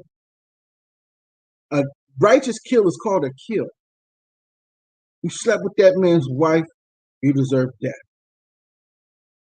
Thus saith Yahweh. Thus saith the word of Yahweh. Okay? All right, verse 7, chapter 7. My son, keep my words, lay up my commandments with thee. Keep my commandments again, saying again, keep my commandments and live. And my law as the apple of thine eye. Bind them upon thy fingers, write them upon the table of thy heart. Say unto wisdom, thou art my sister, and call understanding thy kinswoman. Right? That they may keep thee from the strange woman, from the stranger which flattereth with her words. And also a strange woman can be other doctrines. Forgot to tell y'all that. Other doctrines. These other learnings, Islam, Buddhism, all that stuff, it ain't right here. It's not of the Most High. Coming out of this book. For at the window of my house I look thorough my casement, and behold, among the simple ones I discern among the youth a young man void of understanding, passing through the street near her corner, and he went the way to her house. Remember, Proverbs 6:26. For by means of a whorish woman, a man is brought to a piece of bread, and the adulteress will hunt for the precious life. She got him, this simple food. It's not understanding. So passing through the street near her corner, and he went away to her house. In the twilight, in the evening, in the black and dark night, and behold, there met him a woman with the attire of an harlot and subtile of heart. Right? Subtile of heart means watchful and manipulative. This woman is very watchful and very manipulative. Gotta know these women. I wish I grew up knowing women. Oh my goodness. We have no idea. That's why we got to teach this to our kids to know these women. She's very watchful and very manipulative. She watches you and she wants to manipulate you in everything she do, man. Hey, I was dealing with this sister recently, man. We were just courting. I had to run. Get away from her, man. Hey, she was very watchful and very manipulative. And if I didn't understand the scriptures, and if I didn't understand the things that she was doing, I'd be caught up in some stuff. Very two-faced. And when I tried to tell her how she was, man, she acted like she didn't know. Why? Because she was so used to being manipulative. If it hadn't been for the Most High, I would not know. Like I said, by the means of a whorish woman, she hunted for the precious life. We that keep the law of the Most High, these women be wanting us. But they don't want to change. They want to stay who they are because they're acting like this is Christianity. This ain't Christianity. We ain't no Christians, man. Ain't no Christians over here. Not at all. We ain't no dirty Christians, man.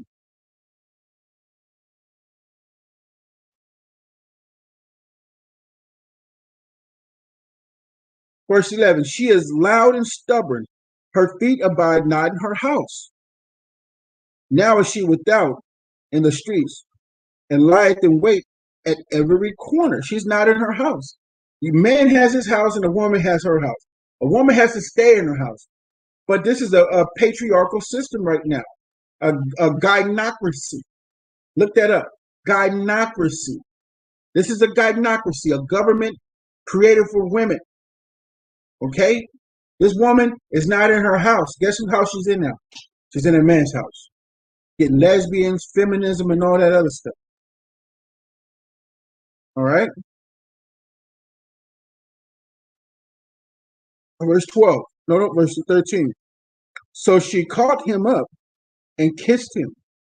And with an impudent face, a firm face, a serious face, and with an impudent face, right, said unto him, I have peace offerings with me. This day have I paid my vows. Therefore came I forth to meet thee diligently to seek thy face. And I have found thee. I have decked my bed with coverings of tapestry, with carved works, with fine linen of Egypt. I have perfumed my bed with myrrh, aloes, and cinnamon. Come, let us take our fill of love. Until the morning, let us solace ourselves with love. What is love? Right? Where was we at? Where is love? What is love? Let me get that. Now I'm not going to go into the New Testament. I'm going to stay here. She said love, right? So let's go back to what love is. Let's go back to the law, man.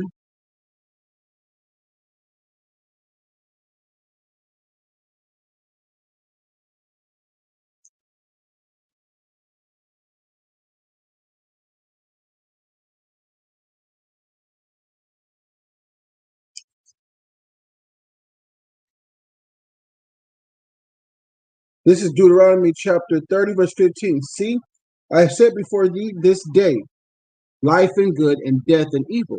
And that I command thee this day to love the Lord thy power, to walk in his ways, and to keep his commandments, and his statutes, and his judgments, that thou mayest live and multiply, and the Lord thy power shall bless thee in the land whether thou goest to possess it. This is love.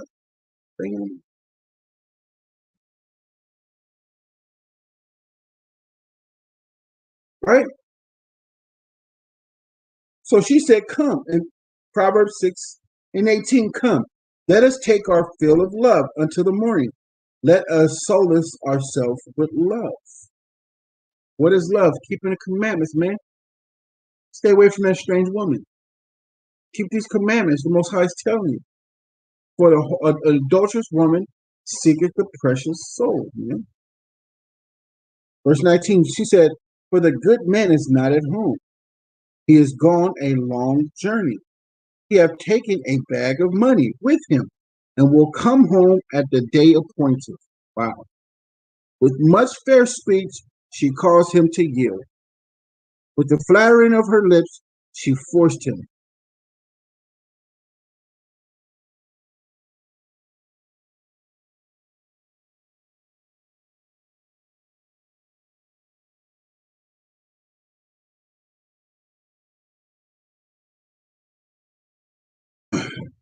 She caused him to yield. She called him to give. She caused him to give in.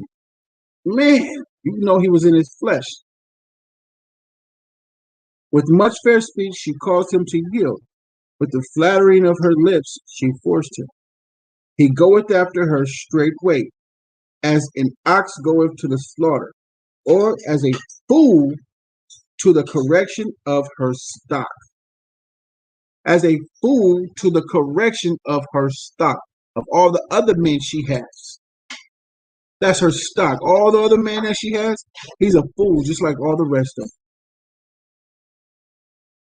Till a dart strike through his liver, as a bird hasteth to the snare. A trap. A bird hasteth to a trap. She caused him to go into a trap. Right? And knoweth not that it is for his life. Hearken unto me now, therefore, O ye children, and attend to the words of my mouth. Let not thine heart decline to her ways. Go not astray in her paths. For she hath cast down many wounded, yea, many strong men have been slain by her. Her house is the way to hell, going down to the chambers of death. These strange women. These whores and adulterous women. That's just how they is. Gotta be careful with these women, man. These women have us going off. These women got us going off. Real ish.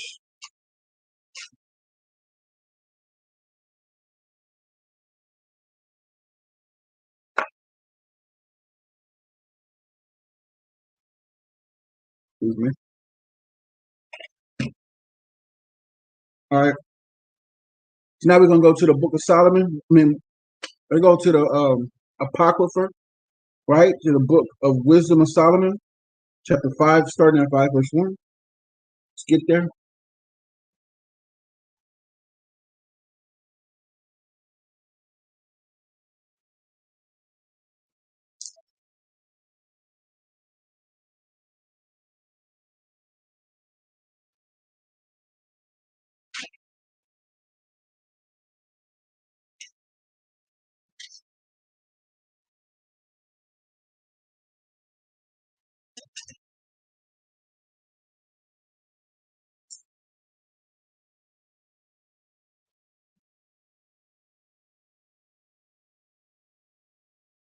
Listen to this one. Very important prophecy right here.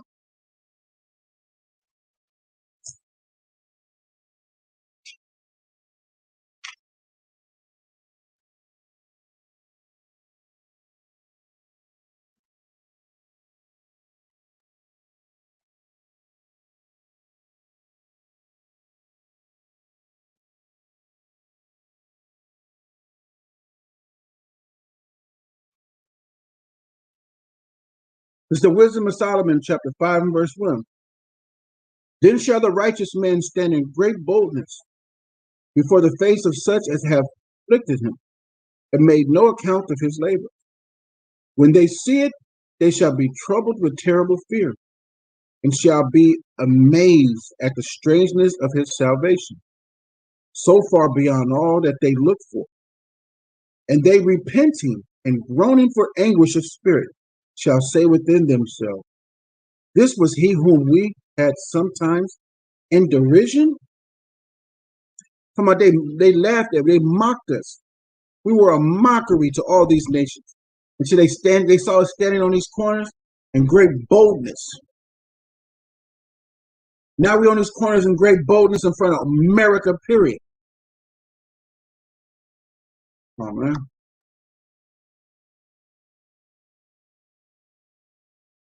And they mocked us. They're like, man, ain't this the man we had in great derision? Didn't we mock him? Watch this. This was he whom we had sometimes in derision and a proverb of reproach. You know what a proverb? Niggas. That's a proverb. Some other than your name. It is a proverb is a what again? It's a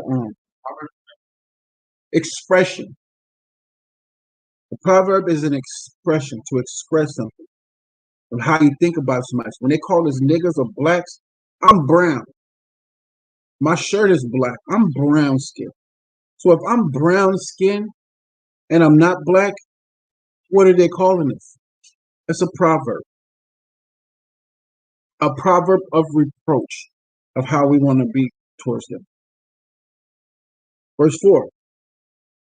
We fools accounted his life madness and his end to be without honor. How is he numbered among the children of Yahweh? And his lot is among the saints. Israel are the saints, man. Therefore have we erred from the way of truth, and the light of righteousness have not shined unto us. The law have not shined unto nobody but Israel.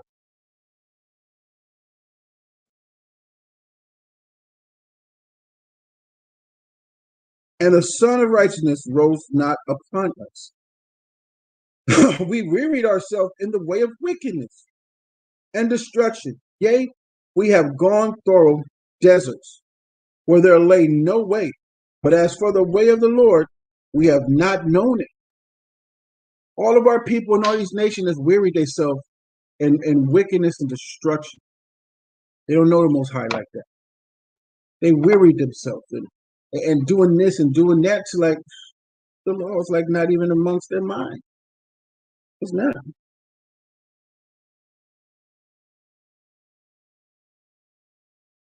All right.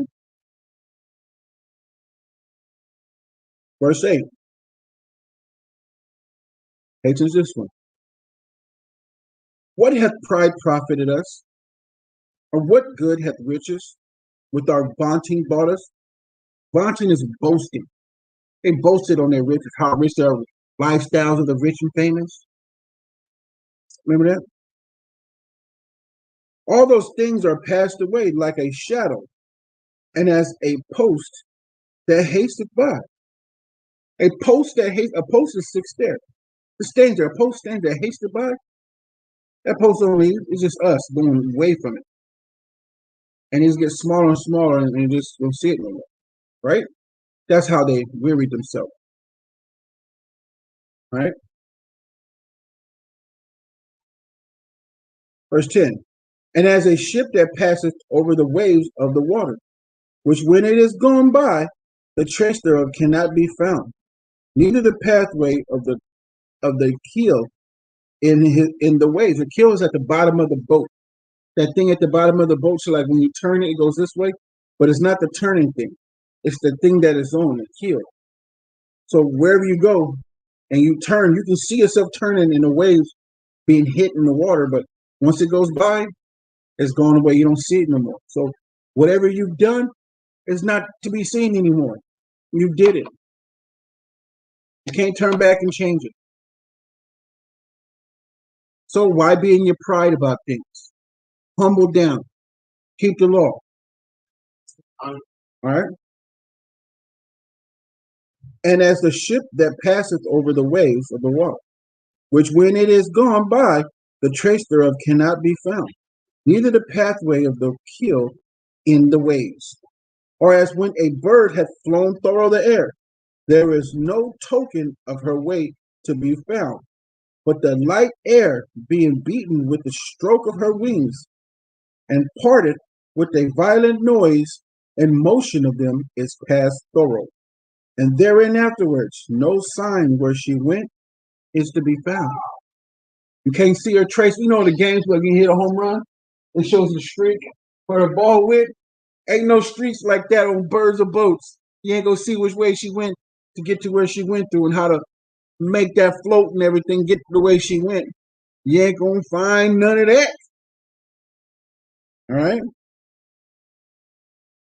Verse 12. Hold on. All right. Is past thorough, and thereafterwards no sign where she went is to be found. Verse 12. Or like as when an arrow is shot at a mark, it pattereth the air, which immediately cometh together again, so that a man cannot know where it went through. You're not gonna know. So it's what you've done. You're not gonna know where it went. You ain't gonna be able to find it. It's done. Even so, we in like manner, as soon as we were born, began to draw our end, and had no sign of virtue to shew, but were consumed in our own wickedness. For the hope of the ungodly is like dust that is blown away with the wind, like a thin froth that is driven away with storm, like as the smoke which is dispersed here and there with the tempest, and passeth away as a remembrance of a guest that tarrieth but a day. But the righteous live forevermore. Their reward also is with the Lord, and the care of them is with the Most High. Therefore shall they receive a glorious kingdom and a beautiful crown from the Lord's hand. For with his right hand shall he cover them, and with his arm shall he protect them. He shall take to him his jealous for a complete armor. Again, he shall take to him his jealousy for a complete armor. Ain't nobody gonna touch us. And make the creature his weapon for the revenge of his enemies. His battle axe. That's what we working for, man. 144 elect. Hey, we trying to get it, baby. We trying to get it. All right. He shall put on, and I'm not saying I'm the elect. I don't know. Lord willing, I am. I'm working for it. I don't know. Lord willing, I can be that little piece of half a toenail in the corner of the kingdom.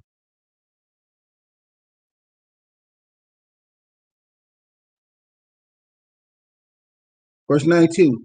He shall take holiness for an inseeable shield. All right. His severed wrath shall he sharpen for a sword, and the world shall fight with him against the unwise. Who's the world? Israel. Then shall the right aiming thunderbolts go abroad, and from the clouds, remember, chariots, and from the well-drawn bow shall they fly to the mark. Come right out those clouds, right to the mark where it's going to go, bah, bah, bah. Just, man. What's I saying we going to do? And hailstones full of wrath shall be cast out of the stone boat. Who's doing all this stuff? Because it's talking about the clouds. Let me precept that up. Let me precept that up real quick, man. Let me precept that up.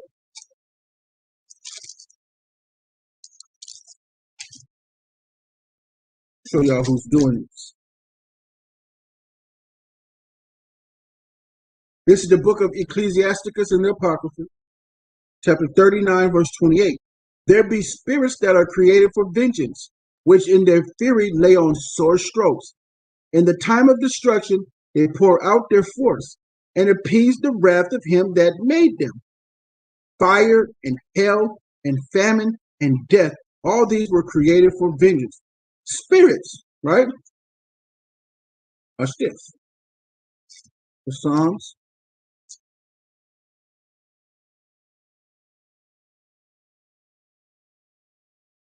The book of Psalms, chapter 104, verse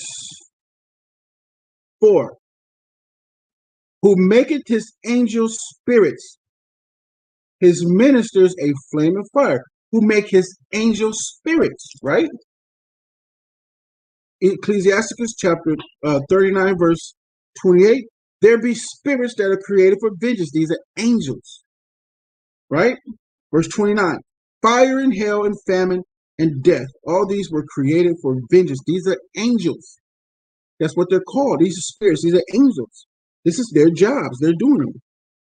Teeth of wild beasts and scorpions, serpents, and the sword. Today's modern sword is the gun. Punishing the wicked to destruction. They shall rejoice in his commandment. They shall rejoice in his commandment. And they shall be ready upon earth when need is. And when their time is come, they shall not transgress his word.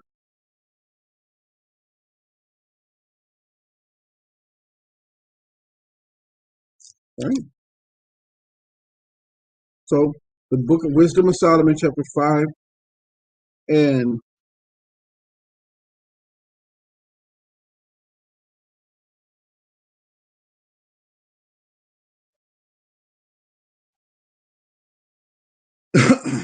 verse 19. He shall take holiness for an inseparable shield. His severe wrath shall be sharpened for a sword, and a world shall fight with him against the unwise. Then shall the right aiming thunderbolts go abroad, and from the clouds, as from a well-drawn bow, shall they flee to the mark. And hailstones full of wrath shall be cast as out of a stone bow, and the water of the sea shall rage against them, and the flood shall fully drown them. These are spirits, these are angels doing the work. Yea, a mighty wind shall stand up against them, and like a storm shall blow against them, and like a storm shall blow them away. And like a storm shall blow them away. Thus iniquity shall lay waste the whole earth, and ill dealings shall overthrow the thrones of the mighty. Ooh, man, that's high and clean. All right, chapter 6. Hear therefore, O ye kings, and understand. Learn ye that be judges of the ends of the earth. Give ear, you that rule the people, and glory in the multitude of nations. For power is given you of the Lord, and sovereignty from the highest. Who shall try your works and search out your counsel? Because being ministers of his kingdom, you have not judged aright, nor kept the law, nor walked after the counsels of Yahweh. Horribly and speedily shall he come upon you, for a sharp judgment shall be to them that be in high places. For mercy will soon pardon the meanest. By mighty men shall be mightily tormented. For he which is Lord over all shall fear no man's persons, neither shall he stand in awe of any man's greatness. For he hath made the small and great, and careth for all alike. He ain't respecting your persons. But a sore trial shall come upon the mighty. Unto you, therefore, O kings, do I speak, that ye may learn wisdom and not fall away. For they that keep holiness holy shall be judged holy, and they that have learned such things shall find what to answer. Wherefore set your affection upon my words, desire them, and ye shall be instructed. Wisdom is glorious, and never fadeth away. Yea, she is easily seen of them that love her, and found of such as seek her. She preventeth them that desire her, and making herself first known unto them.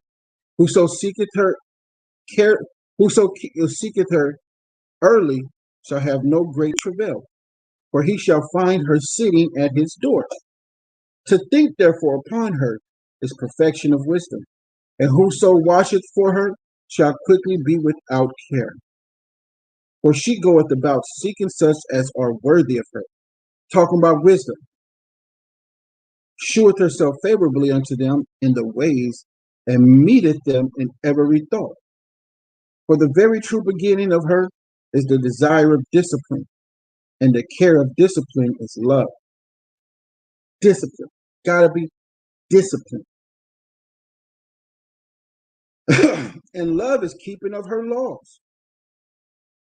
And the giving heed unto her laws is the assurance of incorruption. And incorruption maketh us wisdom, bringeth to a kingdom. If your delight be then what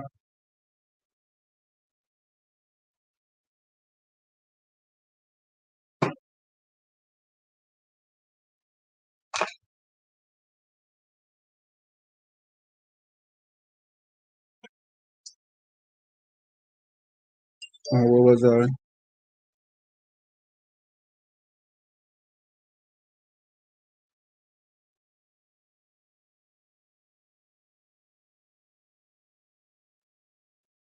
verse 21.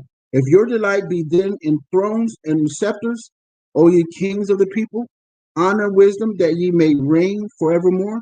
As for wisdom, what she is, and how she came up, I will tell you, and will not hide mysteries from you, but will seek her out from the beginning of her nativity, and bring the knowledge of her into light, and will not pass over the truth. Neither will I go with consuming envy, for such a man shall have no fellowship with wisdom. But the multitude of the wise is the welfare, and the wise king is the upholding of the people. Receive therefore instructions there. Receive therefore instructions through my words, and it shall do you good. Receiving instruction is how you get her. So when you accept instructions, that's how you get her. All right, chapter 7. I myself also am a mortal man, like to all, and the offspring of him that was first made of the earth. And in my mother's womb was I fashioned to be flesh in the time of 10 months, being compacted in blood of the seed of man, and the pleasure that came with sleep. And when I was born, I drew in the common air, and fell upon the earth, which is like which is of like nature. And the first voice which I uttered was crying, as all others do. I was nursed in swaddling clothes, and that with care. For there is no king that had any other beginning of birth. For all men have entrance unto life, and the light going out. So when people say that Christ was, Joseph's wife was impregnated by an angel, you basically say he committed adultery. And the spirit that is of the Holy Ghost, all spirits belong to the Most High. He put that spirit in him. Just like when my Abba had sex with my mom, his spirit is of the Holy Ghost. We're not going to say Holy Ghost. We're just going to say it's a regular spirit. For there is no king that had any other beginning of birth. For all men have entrance unto life, and the light going out. Wherefore I prayed, and understanding was given me. I called upon Yahweh, and the spirit of wisdom came to me. I preferred her before scepters and thrones, and esteemed riches nothing in comparison of her.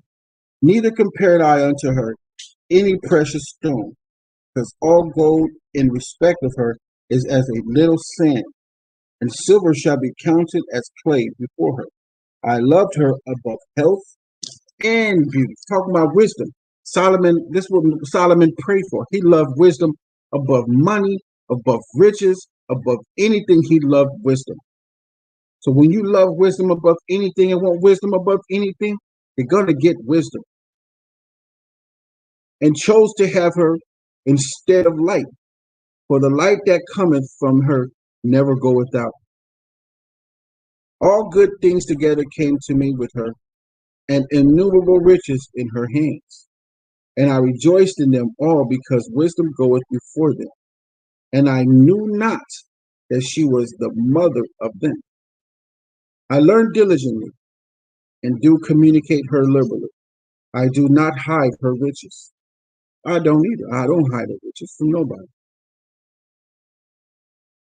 For she is a treasure unto men that never fail, which they that use become the fathers, they become the friends of Yahweh, being commanded for the gifts that come from learning. Yahweh hath granted me to speak as I would, and to conceive as I meet for things that are given me, because it is he that leadeth unto wisdom, and directeth the wise. For in his hand are both we and our words, all wisdom also, and knowledge of workmanship, how to do things, how things is done. All our words is with him. He got them. But whatever we said, counted for. Watch what you say.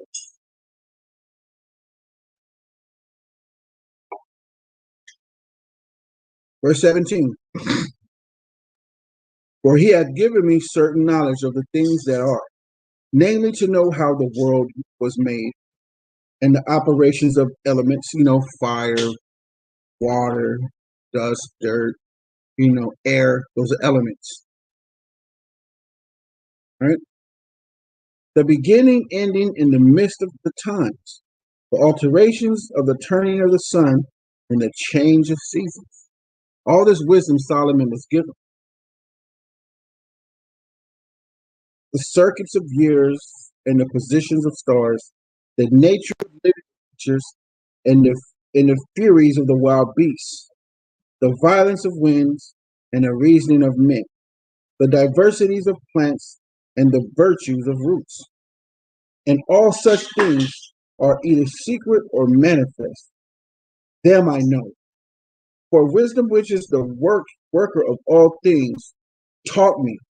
For in her is an understanding spirit, holy, onely, manifold, subtile, lively, clear, undefiled, plain, not subject to hurt, loving the things that is good, quick which cannot be letted, ready to do good, kind to men, steadfast, sure, free from care, having all power, overseeing all things, and going through all understanding, pure and most abundant spirit.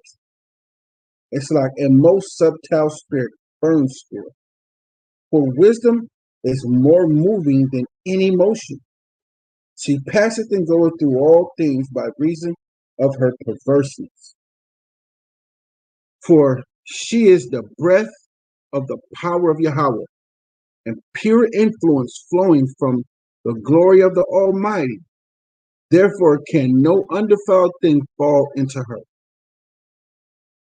For she is the brightness of the everlasting light, the unspotted mirror of her power of Yahweh, and the image of the goodness, of his goodness. And being but one, she can do all things. And remaining in herself, she maketh all things new. And in all ages entering into holy souls. She maketh them friends of Yahweh and prophets. For Yahweh loveth none but him that dwelleth with wisdom. For she is more beautiful than the sun, and above all the older of stars, being compared with the light, she is found before it. For after this cometh light. For after this cometh night, but vice shall not prevail against wisdom. And that is the end of Sabbath services. We're gonna get into the prayers. Give me 5 minutes to use the bathroom. We're gonna get into the prayers. All right. So at 5 o'clock, we're gonna do the prayers. It may be a different time for y'all. All right.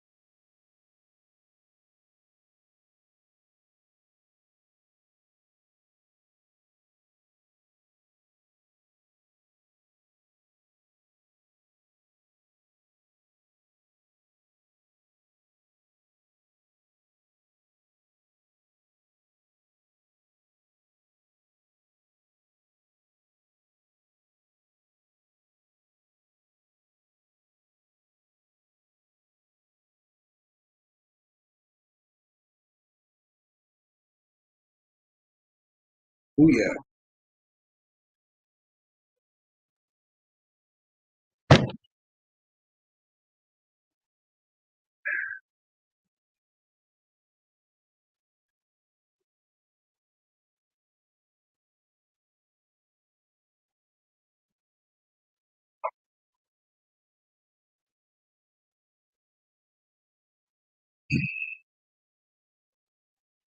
All right, everybody. East. Don't know where the east is. You have a cup on the phone.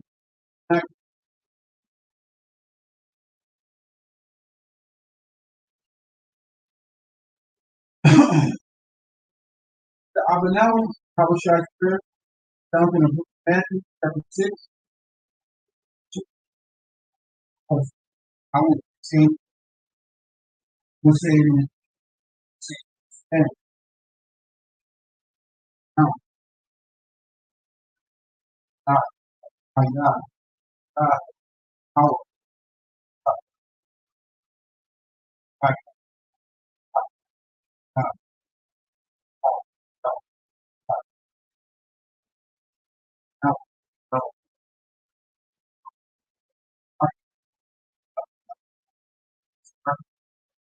God, God, God, God,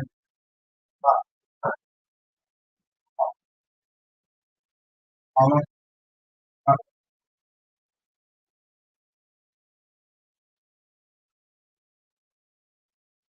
God, God,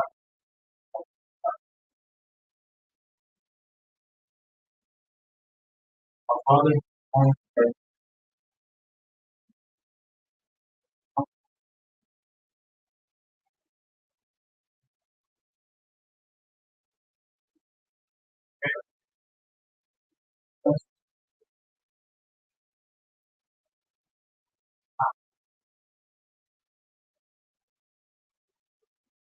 Thank power, all glory, earth,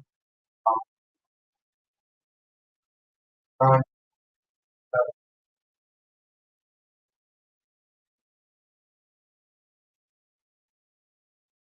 amen.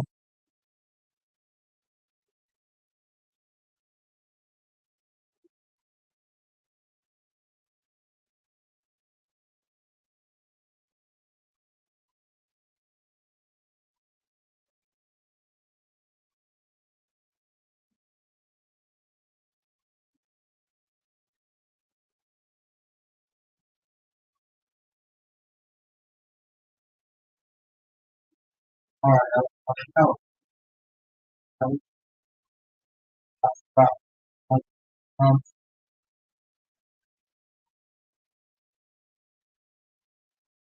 God, God, God, God,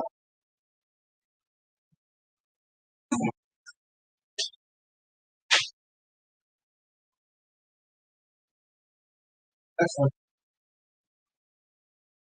we praise heaven, heaven, God. I will start in my higher thanks every day, Lord. Big power. Once you know, I will speak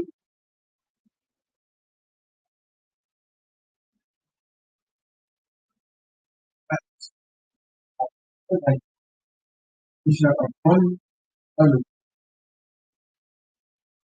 single. How is Lord, how is this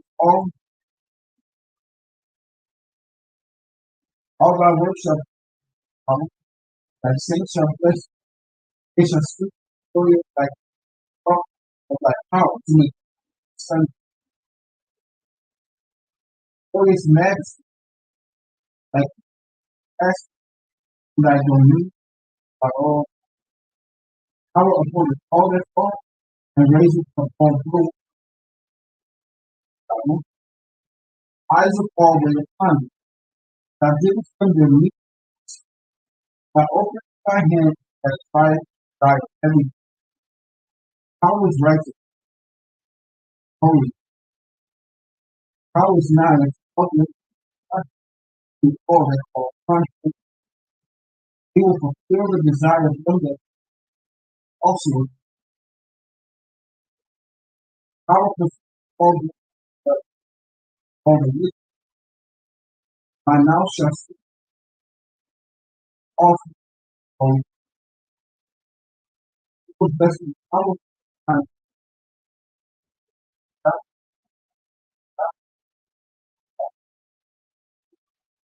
that that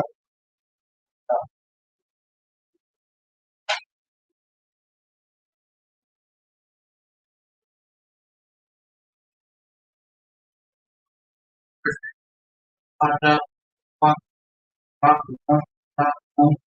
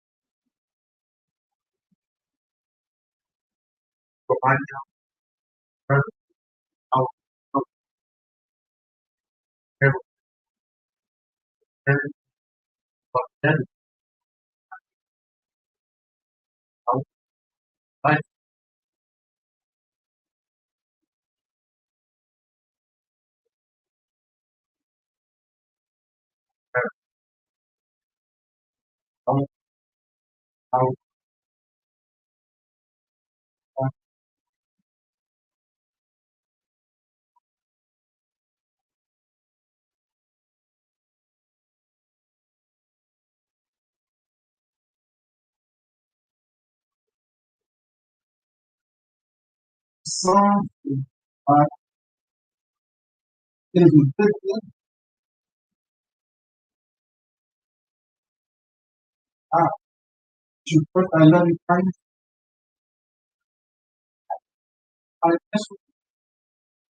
on the couch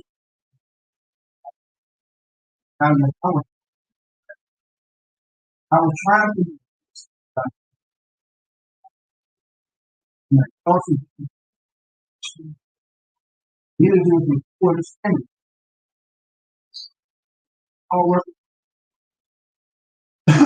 it is that they shall be first thou, our most high hope, thy enemy, hope, thy shall all the workers shall be kept. My horn shall be I shall be anointed oil. My eye also see my desire on my ear shall hear my desire of the righteous shall flow, shall grow like a cedar in Lebanon. Those that be planted in the house of power shall flourish in the courts of all Allahim, shall still be for the gate, shall be fat and flourishing. I will upright. There is no there is nothing. Allah, Allah, Allah, Hashem, Jahas, Mashlah, Allah, now. Is our duty to praise the master, Christ, who has not made us who has not made our portion like theirs, or this like all. They worship vanity, pray to a God who is not sent. But we bow, worship, to a holy, blessed be sin heaven, established throne of glory, every world, and whose power is present by his might. He is our power. He is our there is none in. As is written, Torah, no heart, that is always our God, God, our Hashem, our God,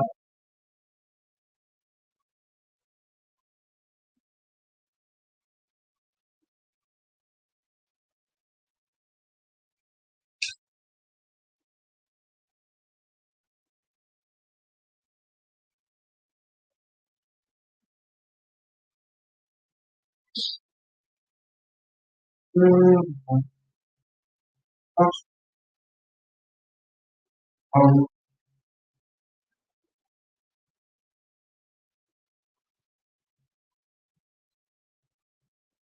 Shema,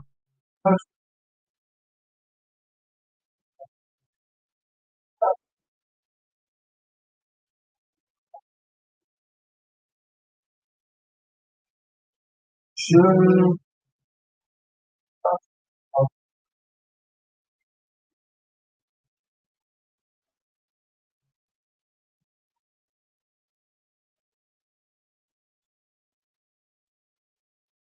mind, life,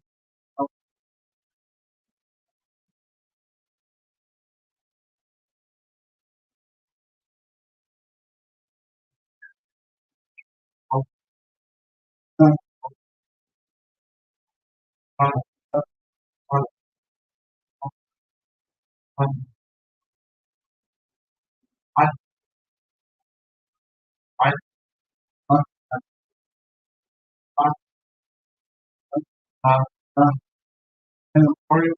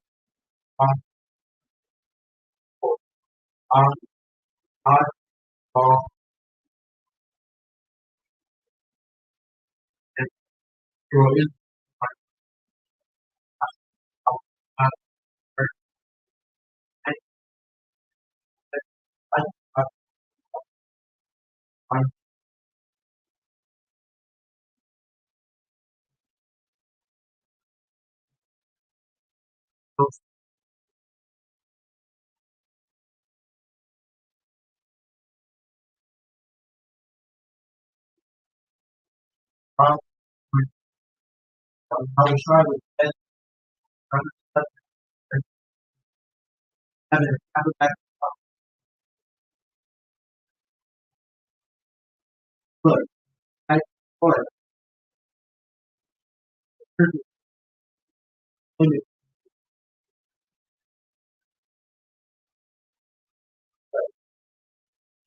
I said, yeah, the next for the I did really I think that's very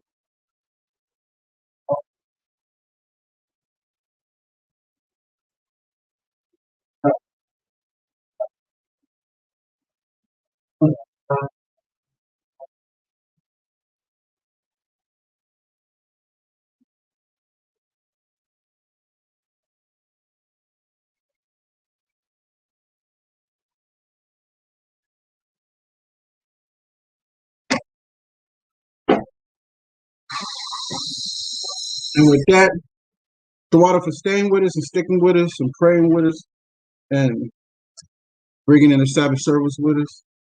And with that, shalom.